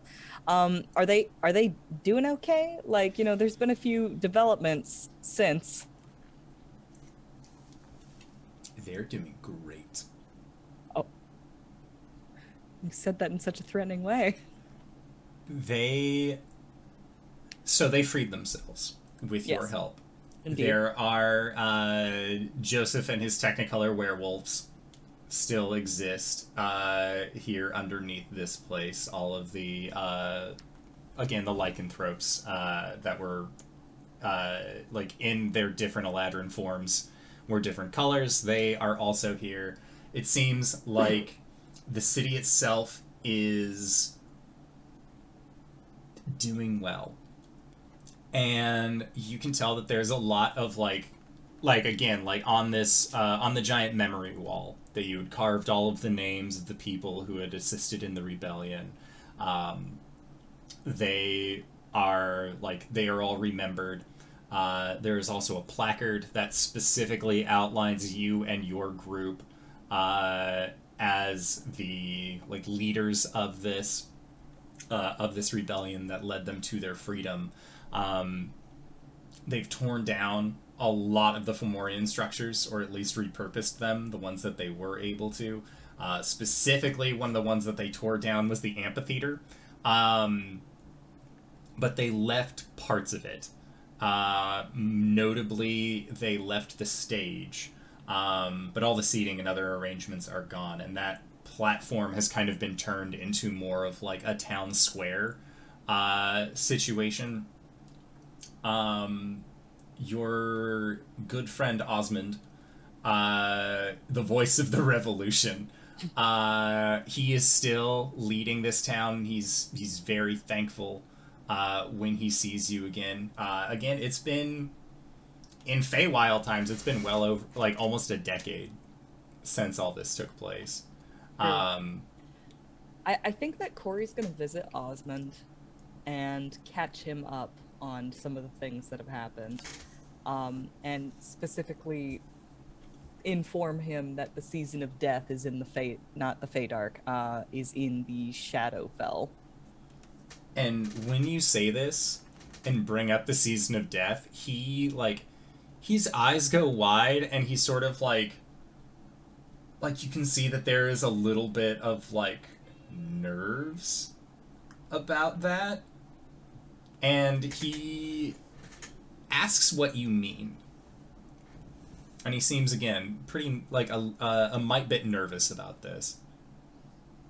Well, it is kind of a complicated situation, but I'll try to lay it out for you.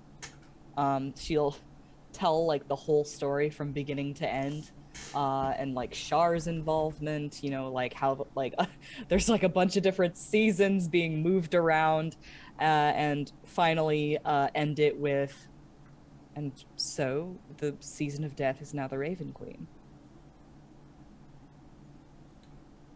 And Osmond, is there something wrong? Slow blinks, and he's taking in all of this information, and he looks at you and says, so what you're telling me is, in a way, our town made the Raven Queen. To some degree. Your town made me, too. Is this the way it is with all gods?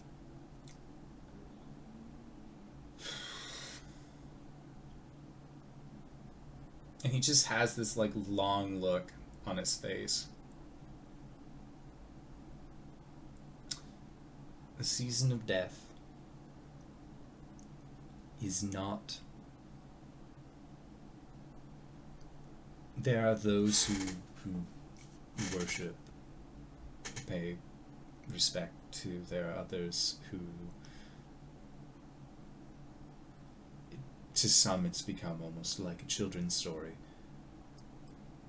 where if you don't come home quick at night, the season of death will get you.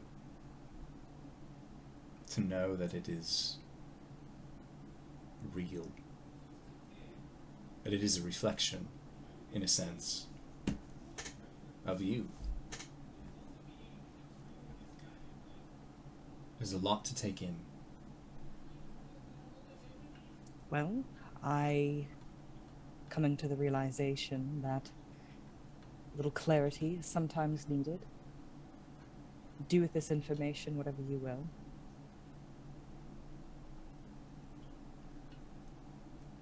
I will.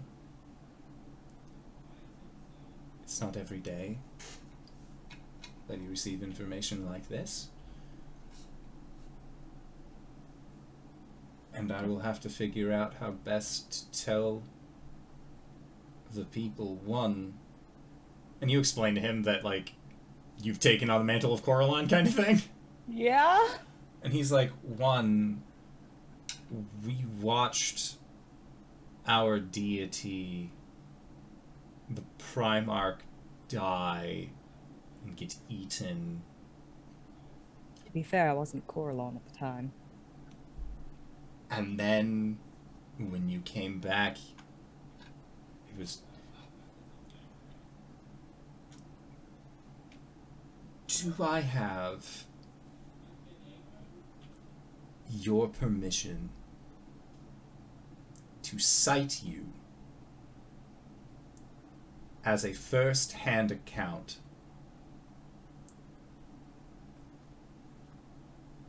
I was a researcher before I came here. I worked at the school. This information changes so much of what we know of our pantheon and how it works. I'm literally sitting next to, like, yes, you didn't know at the time, you know now. And suddenly I'm in my office having tea with Coralon. Well... Do you understand how mad that makes me sound? Like, I need verifiable sources on this. May I cite you? Although it'll be difficult saying, well, how did this happen? Oh, Coralon told me so. Yeah, well, no, that's an interesting question. Because it does call into question as to why this hasn't been written down before. I don't know. I assume because it doesn't happen every day. I suppose in the end, if I'm remembered, I don't want to be remembered as the person who was crazy and thought that they were Coralon. How do you want to be remembered by? Because currently, and he motions towards a window overseeing the town, you're being remembered as one of the 4 crazy pantsers that helped lead a revolution that freed our entire town. I'm on the plaque too, but my name is very small.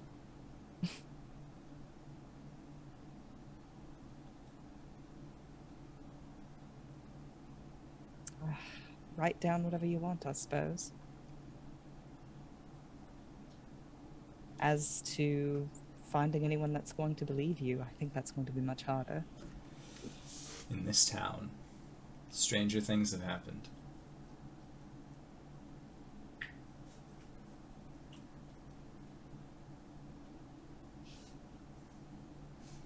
There is a new land connected to the Feywild.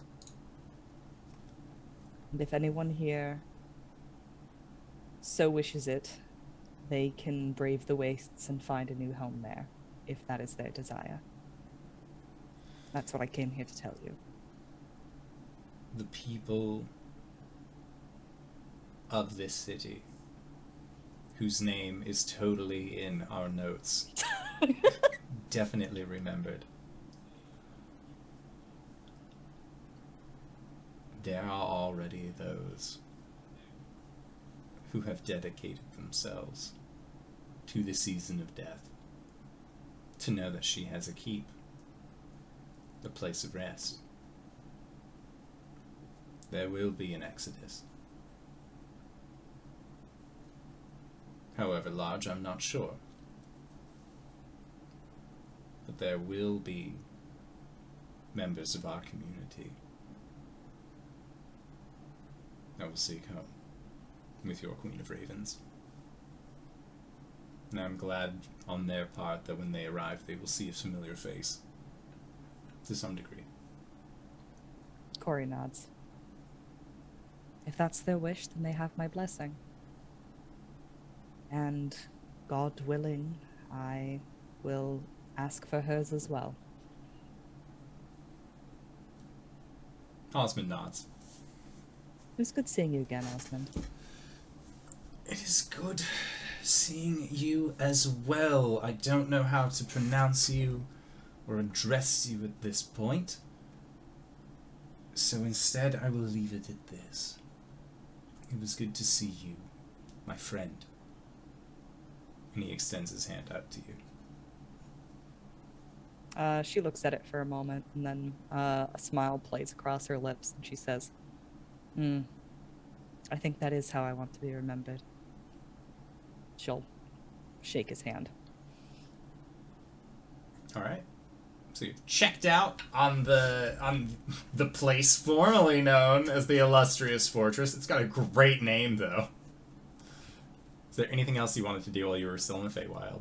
Surely it's the Illustrious Fortress. No, I don't think there's anything else. Like, for the most part, she's just trying to, like, put out some fires, tie up some loose ends, whatever she can possibly do to make things a little bit better here. Yeah. Heck, she'll check on Spring for Diantha. Yeah. Thankfully, Spring is doing fine. Spring's looking great. I would say that one thing that you have definitely noticed going from fall to summer to spring, everywhere you go, in little corners, tucked away, these aren't places that are going to be in, like, public view. You definitely have noticed that there are either, like, small effigies or at least, like, small shrines that have been built and erected for the Season of Death. It seems like the presence of this strange new undead elf spread from the Illustrious Fortress when you had freed it, and over time has become more of, like, almost like a folklore style figure. Mm-hmm. Cryptid Cori. Well, if the Raven Queen wasn't aware of it before, she'll hear it secondhand from Cori. Yeah. Oh, and the Raven Queen welcomes all those that would seek to make her house their home. All right. Yeah. I think, I'm satisfied. Okay. Sounds good. Arjhan, with Newell, taking you down to the Hells. It is you and Pink Dad, like, as soon as he gets there, is, like, eyes wide, just, like, looking around, like he's never, obviously, been to the Hells before. You've been here on several occasions, but thankfully you are able to take him without any issue to the research and development warehouse where you are currently getting your everything built as far as items and gear go. At this point, they tell you, being Bridget and Kat, that looking over the plans, they can either take the time, or they are curious. Did you want one submersible or two? Because they have thoughts. Just the one. It's part of their thoughts being that the mechanical tyrant is based off of a black dragon. Black dragon got swimmy speed. Right. They can convert this large mechanical dragon into a submersible using the layout from the apparatus of Koalish to figure out how best to plate it and get everything together. Or they can build you the apparatus and you'll still have the mechanical tyrant as a separate thing. Which would you prefer? Which do we want? Dragon. Dragon. Okay. Dragon. Yeah, it's sick as hell. I would be surprised if you did not pick the dragon on this one. So, they let you know that they would be able to turn this machine into a submersible in They would say they would need another month of time with the help that they currently have, and they would be able to finish this for you. With that, they will also need funding. Initially, what you would be looking at was... I need to go to my most recent show notes, because I was looking at stuff from back in over a year ago with the Illustrious Fortress. So, with that...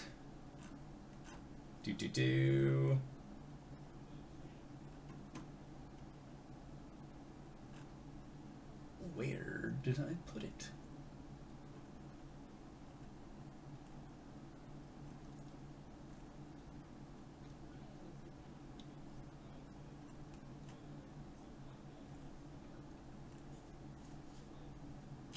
I know it's in here somewhere.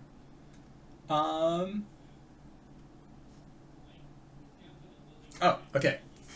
So in order to turn a mechanical tyrant into a submersible, initially, if you were building out a massive apparatus of Koalish, you would have needed 175,000 gold in materials in order to make.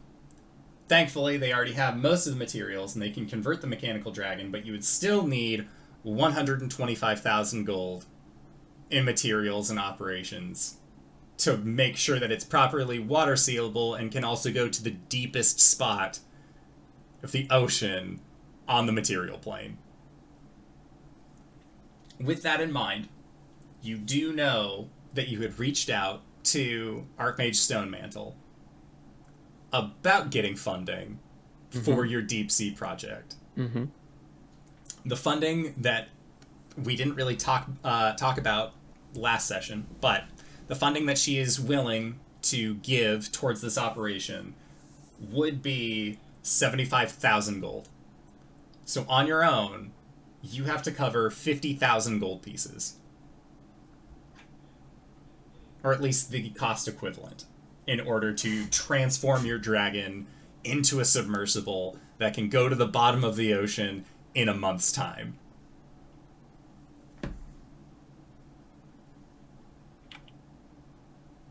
Does this sound like a reasonable expenditure?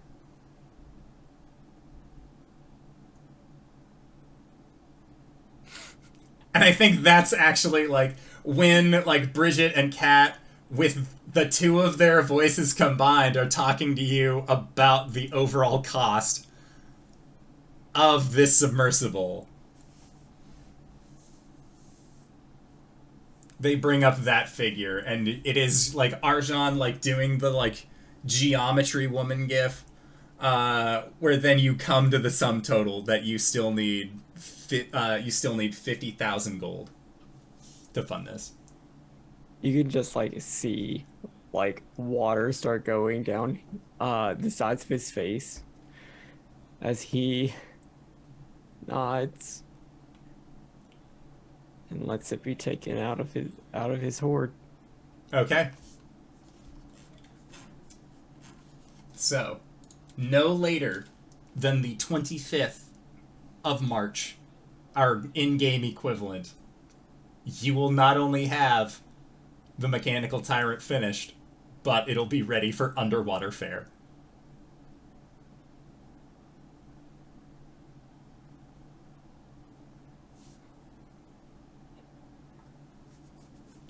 One to two hurts a little bit. For sure. Alright, so Arjhan, with that, you make sure that Pink Dad has all of the proper living spaces. Mule lets them know that they have already been in contact with members of the Feywild Embassy, and they will be getting Pink Dad his diplomatic immunity from Hellish Contracts here shortly. It will be arriving soon. But Arjhan, unless you have any other things that you would like to wrap up while you were in the Hells, I would like to go back to my house and just cry into the rest of my money. you certainly can. I will not stop you from doing this. So, and you had kept all of your money at First aid. At Verstaine, yeah. So, yeah, back on the material plane, up in Verstaine, just gonna stay there. On the material plane, Cori, about a week goes by from like material plane week while you're like doing all of this traveling back and forth and getting a good understanding, and then eventually are able to make your way back to the material plane as well. It feels strange being back here, and not the material plane necessarily, but after everything that you've done, after all of the adventures that you've had, reappearing at the same place that you had started your adventure off at, it just feels like weirdly nostalgic. Yeah. I think she steps out in that spot, and then just sort of like looks around, takes it in, the swaying grass. What time of year is it right now? It's like getting towards... It's towards early spring, but it's like basically the seasons that we're at right now. This game Right. always somehow weirdly lines up with our real world time, so like I'm Funny how not that upset by works. it. Whenever we care about the time of year anyway. Yeah, I'll like there's like probably still like the crisp of winter on the wind, but the sun is warm, and the bees have begun to buzz and visit the early spring flowers. She sort of takes a deep breath and looks around and looks to the hill where Arjhan came cresting over the first time she saw him, but there's no one there. She calls her steed. Okay. And then where are you going to be traversing back to? Or towards, anyways. Oh, let's see. We were supposed to meet up like a week later, right? Mm-hmm. Oh, that's around the time that you've been dropped back out. Yeah, okay. I'm gonna hit my sending my little Star Trek beeper. Beep-boop.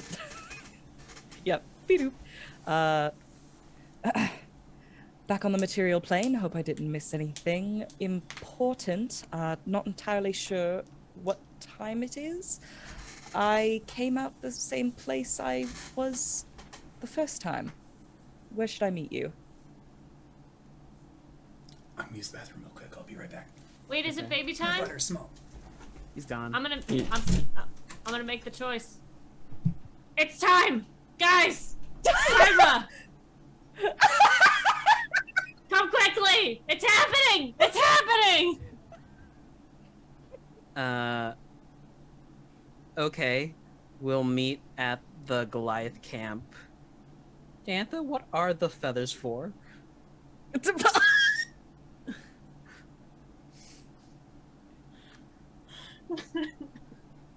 Gwen's just got her hair tied back. She's got a bandana on with that pulls up her. She looks like she's dressed like a nursemaid. She's got gloves up to her neck.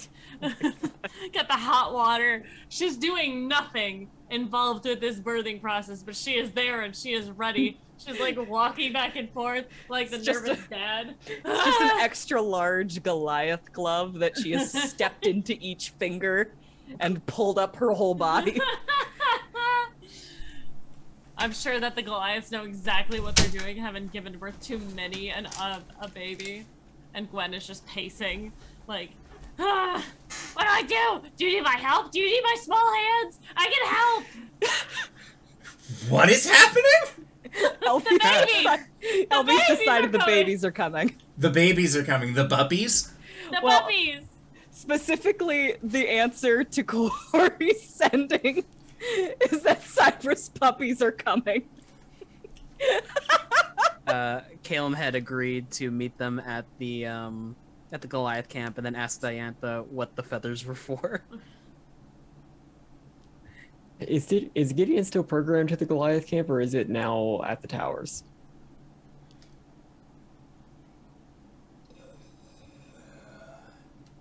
Is it at the old Goliath camp location, or is it at the new Goliath camp The location? new Goliath location has not gone yet, so it would still be the old one.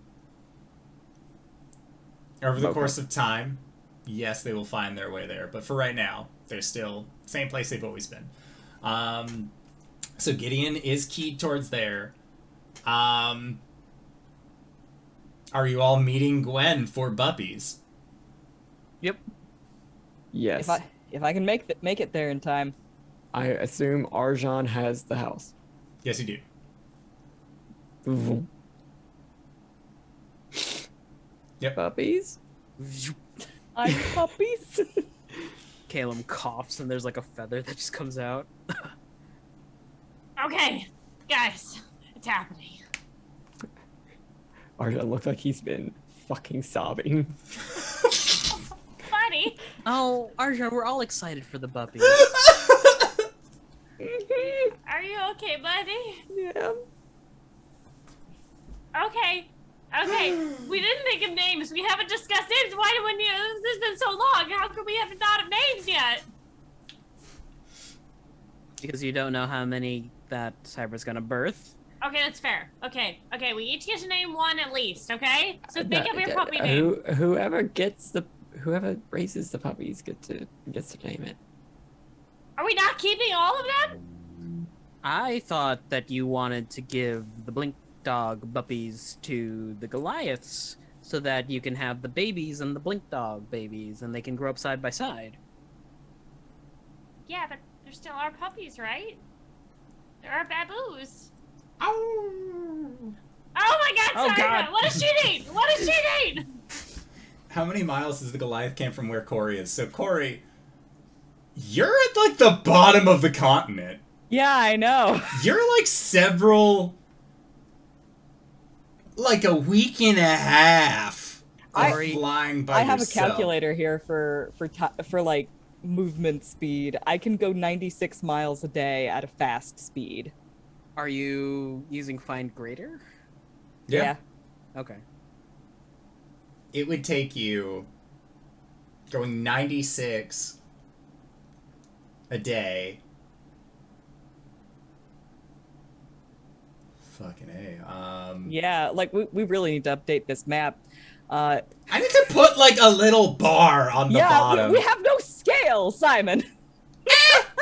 When has that ever been needed? It's all up here. Well, okay, so like how big is the country like from like vertically? But what are we looking at? Yes. Oh. Let's see. We have no sense of scale. We have no sense of scale. It's Game of Thrones moods. Whatever takes a season in the first arc, it only takes like a week in the second, or like a day.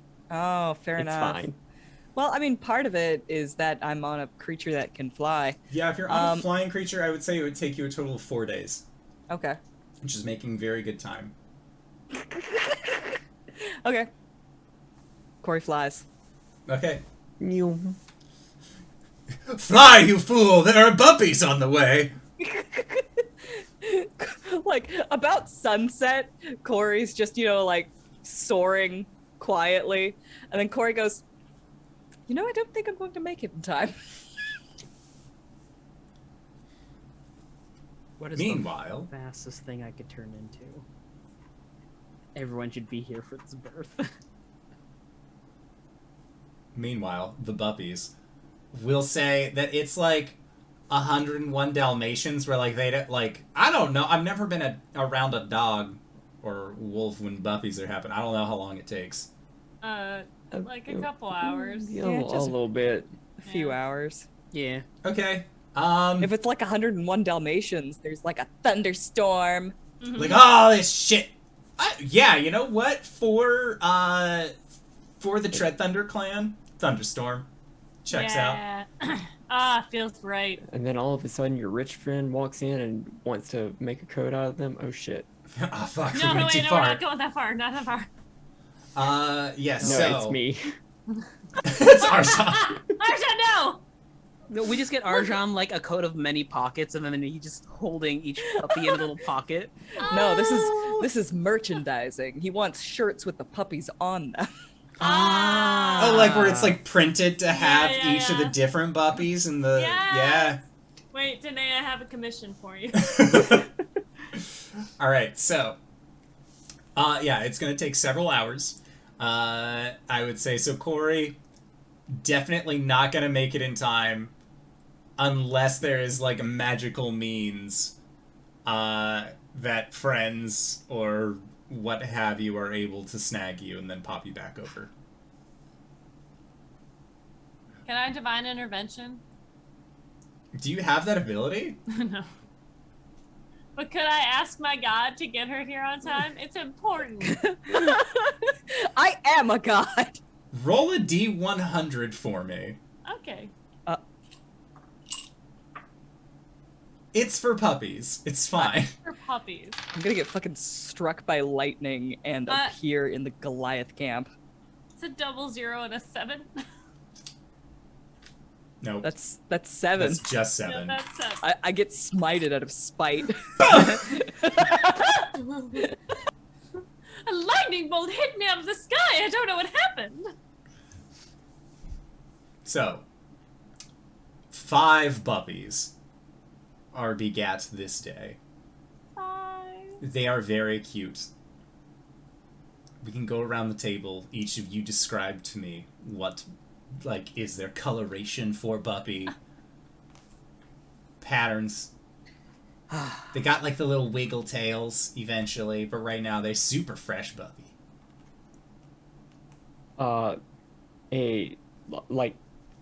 From just looking at it, you would immediately mistake it from a red wolf puppy. It's got the little face, it's got the big pointy ears, it's got the like brown and black coat, except its eyes have that like fey thing going on where they like glow just like a little bit, and it's like a very summery colored puppy. Alright, little red wolf puppy, summery colored puppy. Alright, RJ. Very humorously, our Caelum gets the runt of the litter. Very small. I think they take after their dad, so it's more like a Labrador-esque, like little puppy. With whenever they like do like their little yips, there's a small snowflake pattern that runs down their back. Oh.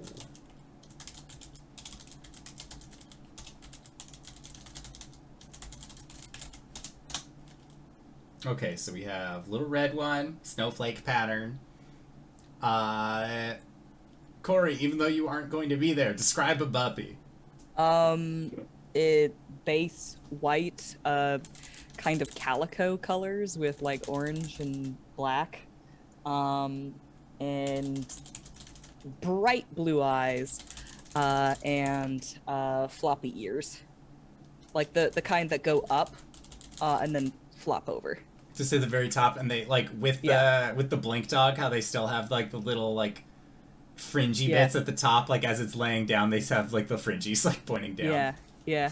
I'm looking at like pit bull husky mixes right now. This is what I'm imagining. Excellent. All right, LB, what's your puppy? One's is like pitch black, except for they have like a little splatter of white on their chest, and then there's white at the floppy part, the tip of their ears where they have the tassel, and then right at the end of their tail. So they have just these little bits of white. And Gwen is going to name it Mordred. Gwen's naming this fucking puppy. Yeah. It's her puppy. This one's mine. The last puppy is gray, except that it has little white boots. And then like the bottom part of the the muzzle is also white. Ooh. That's it. Now that like other than that, they look more wolf adjacent. They definitely got more of Cybra on that one. Aww. The baby.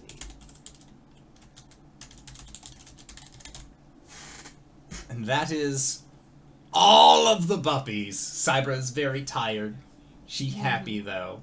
She's getting water hand-fed by Gwen. Oh, yeah. No, there's You're doing a like... great job. It's like a whole Goliath thing. Yeah. Like, you have, like, called in all of the handlers, everyone who can possibly help out with this. Like, this... Like, Cybra is getting primo treatment on this day. Oh. Gwen, there's like just a little bit of she like kind of steps away, like, she did such a good job.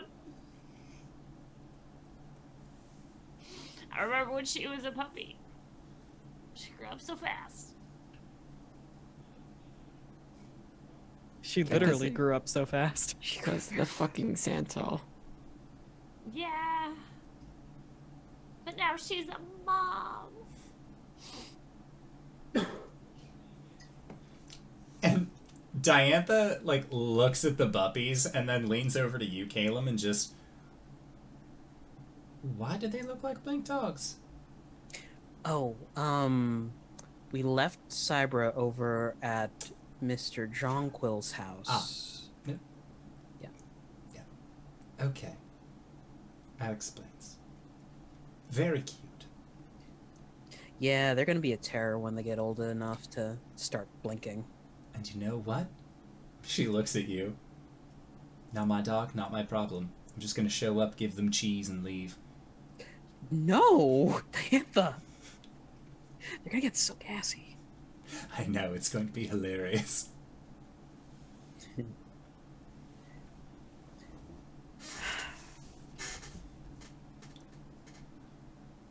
And then several days will go by before Cori is able to arrive, unless, again, magical means you want to pick her up earlier. Yeah, if we can intercept, yeah. Yeah. So yeah, then the next day... Like, meet you in Marysville or something. Mm-hmm. Yep. Yeah. Vroom. Vroom, vroom.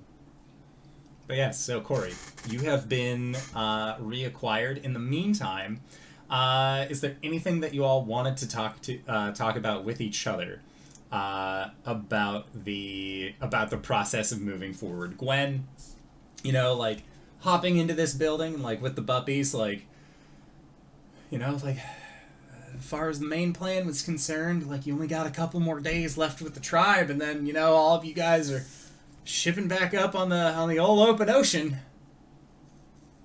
Yeah, so what is the plan? I think once we get Cori back, Cori has spent time with puppies, and then... So what? Cori has these plans covered in puppies. Well, we grabbed the underwater vehicle that Arjhan and his engineering team have been creating. Sail it through the mail. Are you okay? Sorry, I just got reminded of something. I'm sorry. Cori Sail it hands through him a the maelstrom. handkerchief. And hopefully find this vault of sentient weapons for a vessel that we can stash Caius in. Okay. What's going on with the going underwater part? A vessel that goes underwater? The vault is underwater, and we need a vessel that lets us do that. Right. Ah, yeah, that makes sense. And we're Perfectly being techno. raided. Thank you so much for the raid! You're just in time for the puppies. Puppies! Cori is currently covered in puppies. So regarding the sailing out to the vault, Oliviette's vessel will not be capable of going through the dangerous waters between its current location and its destination. I've spoken a bit about this with Arjhan. I've been able to procure a larger vessel. Used to be a slaving vessel. Yeah, no, there's bad vibes about that. But I can do some blessings on it. I can wash it of all spiritual evil, but we will be living with the understanding that terrible things have happened there. So I understand if we want to try and sell it and procure another vessel. However, this vessel will be sufficient for our purposes. Well, if it's one thing this group is good at, it's living with the consequences of what they've done. What is the nature of said magical storm? Like, is it... It's a maelstrom. Right, I said magical, assuming, but, like, is it a natural thing? Is something causing it? Because if I could get a control weather spell on deck, I might be able to lessen some of it. Interesting. From your understanding, Cori, it is a magically induced thing. They don't know how. Just double checking that I don't have that already. I have control winds. That's not weather. No. Weather is a 7th level spell, I think. Mm-hmm. I can commune with nature. It's good. Oh, that's Good nice. for you. Yeah. Yeah. Yeah. Yeah. Do I know the origin of said magical storm? You do not know the origin of it. You just know that it's been there and part of the that part of the ocean for as long as the Sea of Burning Night has been there. You mean to say that it's not normal for storms to stay in one place Typically not. for a prolonged period of time? No. Years, decades. Given how the natural world works, typically storms will move on a certain path. If this is a magically induced storm that's been, happening for hundreds and hundreds of years. So this is a remarkable thing that possibly has histories attached to it. Right. Is it God caused? Like, is the bitch queen? Because remember, I had that run-in with her, and that was not great for me. Unless she's clairvoyant and you particularly spurned her in a way by saying no, and she put that there just for you hundreds of years ago. No, I know that, but I'm saying if it is something of her doing, then she would have more power there, right? Oh boy, it's my favorite time of any day. Research. I knew he was going to say that. Well, that might be something. Didn't I? Indoor. Yes, am I I? did. Am I still in the shit space of the? You got out of it, kind of, because Sigurd, the man who will not stop drinking seawater, Yes. helped you out with that one. Okay, cool. And he's still around, so he can drink more seawater for you if you need that. I don't know if I do, but that's a I'm good sure thing. he'll let you know if you do. Yeah. But we just should make sure when we get on the water that we do the. I just don't want to get on her bad side. Like I had that one run-in with her, and you know what? I'm good. Like we've seen a lot of gods, but she is called the bitch queen for a reason. Well, if you want to spend some more time with the puppies, I'm going to the library. Okay, when are we leaving?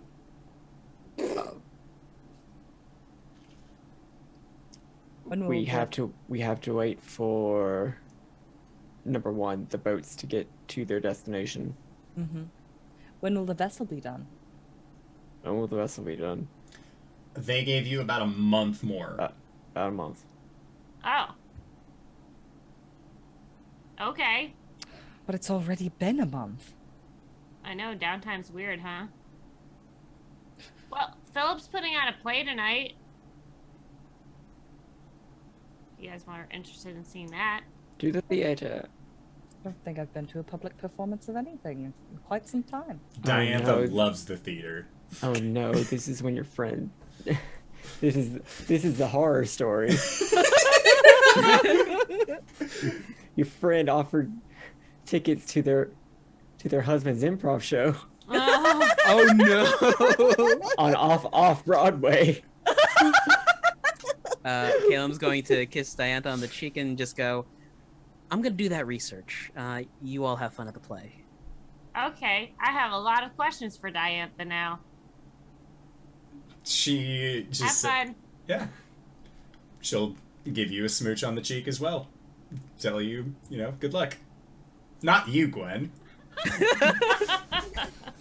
Although, unless Unless they were roommates. Oh my god. Oh my god, no. Gwen is going to interrogate Diantha on their doings and like what their relationship is, and we'll do the if you hurt my boy, I swear to the Tempest, I will smite you. She lets you know that she has been nothing short of a gentleman to Caelum. Like, And we won't have a problem. lets him take it as far, like, she understands that, like, take it as far as he wants to go currently, She would describe it that things are going well. Mm-hmm. Although she is, she'll let you know that she is a little concerned and curious about his priorities and his spontaneity. Aren't we all? She agrees, spontaneity, good. Spontaneity also resulted in him just leaving her at the drop of a hat to go and check something somewhere else, and she, He elfed off on you. is that what they call it? Yeah, that's what we call it. I'll have to talk to him about that one. Yeah. But like, have you fucked yet? And she looks at you and lowers her heart-shaped glasses and says, I'll never tell. Just pops them back up, but like gives you a wink before putting them back on. And that is the noise that Gwen is making as you guys make your way to the bonus stage with Rob here at the Goliath camp. It is exactly what happens when your friend gives you one-man ticket improv show. Rob's doing his best, and Philip's doing even better. And you know what? my favorite part is when he played the ocarina and then danced off the stage.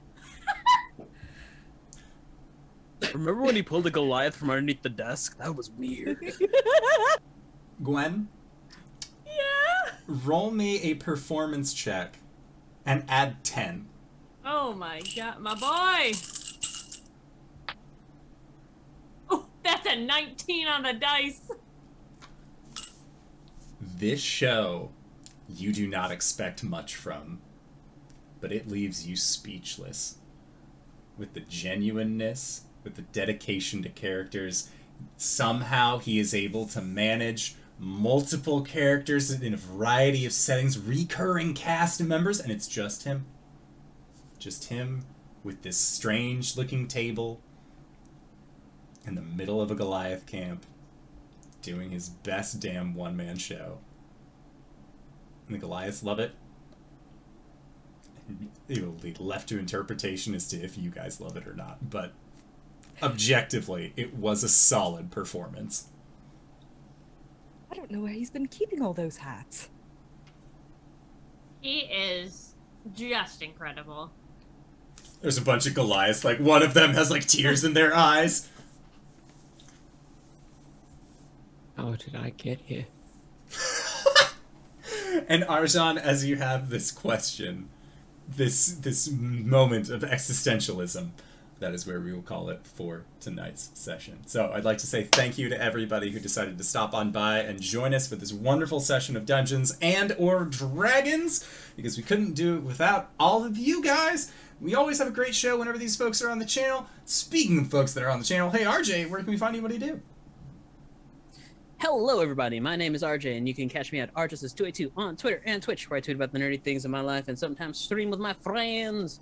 You can catch me here, of course, on Mondays and Sundays. Mondays during our homebrew campaign. Sundays for the Witch, Beyond the Witchlight. Stinky Bastard Man goes to jail. sorry. Thursdays and Saturdays over at GGK. Thursdays for our Elegant Creatures game, which is a mashup of Good Society and Urban Shadows. It's a blast. I'm a plant monster that turned into a bomb.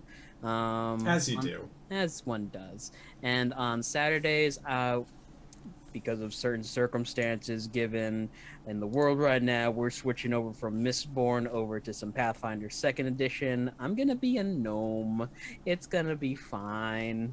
Other than that, on Saturdays, we do it bi-weekly, but there's a Star Power game this week where it's a JoJo's Bizarre Adventure game, inspired game, where we're taking on the monsters, and my character has some sensory issues and currently pointing a cannon at 2 of the party members. Last time I hit somebody, they got a severe consequence, and we're playing Fate. Finally, on Sunday mornings, you can catch me over at the Hype Goblins channel, where we're doing another 5e homebrew campaign, and it is a blast. I'm a dad in that one now to triplets. DanaeKeener.com. Hello, everybody. I'm LBHackEmUp. You can find me at LBHackEmUp on the Twitters and the Twitches. The next time I'm going to be live is tomorrow at 3 o'clock in the afternoon, pending my ability to go drop off something at the office for my apartment complex. But I'm going to be playing some Dead by Daylight. The new Ring expansion came out, so I am here for it. I'm playing it. I love playing as her. She is amazing. And then on GGK tomorrow evening, doing our Squire Squad game, I assume? And then I'll be back. I actually won't be back on LBHackEmUp for until Sunday night, where we're picking up our Masks game with the special guest, Mecha Spider. But I will also be on GGK in the afternoon. But Lauren will be streaming on Friday night. She is going to be doing our Friday night frights by herself. Unfortunately, I have family coming into town. Expect pictures of my nieces and nephews on my Twitter. But that's it for me. DanaeKeener.com. Boy, I'm Cyber. You can catch me on Twitter at CyberWolf1201, where I tweet weird things like, did you know that the lore of Elden Ring is best described as hot people playing Baba Is You? If you want to know more, check my Twitter. I like talking about lore. That's what I do on my Twitch, twitch.tv/cyberwolf1201. I will be streaming there whenever I figure out what game I want to stream next. That's really it. YouTube, there's campaign diaries whenever I feel like making them. I'm very tired right now though.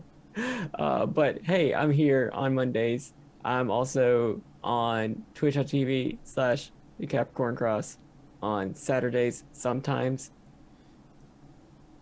That's it. DanaeKeener.com.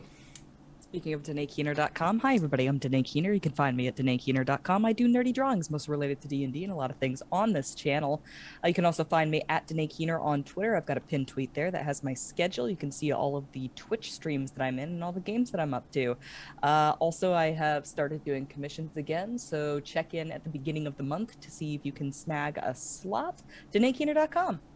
And if you've made it this far, you probably already know who I am, but if you don't, hey Acorns, what's up? It's me, your buddy, your pal, your friend, the Indoor Adventurer, the showrunner here at twitch.tv/IndoorAdventures. We do shows like this on Monday, Thursday, and moving forward, Sunday at 5:30 p.m. Pacific Standard Time. That's right! We've shifted the times! Thankfully. So now our Sunday game will actually, not be a separate time, and all of my East Coast players won't be starting a game at like 11 o'clock, 10 o'clock at night. So, big plus, big ups, player. So very excited about that. You can go back to all of our games on YouTube at youtube.com/IndoorAdventures, or you can go towards anywhere audiocasts are made available for free. You can find us there under the same moniker. And speaking of things that are being made available for free, if you go to that's not being made available for free. Patreon.com/IndoorAdventures. Got there eventually. You can check out our after show called Nights in the Courtyard, where we answer questions not only from each other, but also from the community. So if you have any questions for myself or any of these other fine folk, feel free to join us again at Patreon.com/IndoorAdventures. The link can be found in the Twitch chat to the side. Same with our Discord. That's where you can go to ask all of those wonderful questions in our Questions for the Chords chat. So with that, I'd like to say once again, thank you to everybody who decided to stop on by and join us for this game. Thank you to these players for putting up with my bullshit once again this week. And we'll see all of you guys next time. All right, everybody. Bye-bye!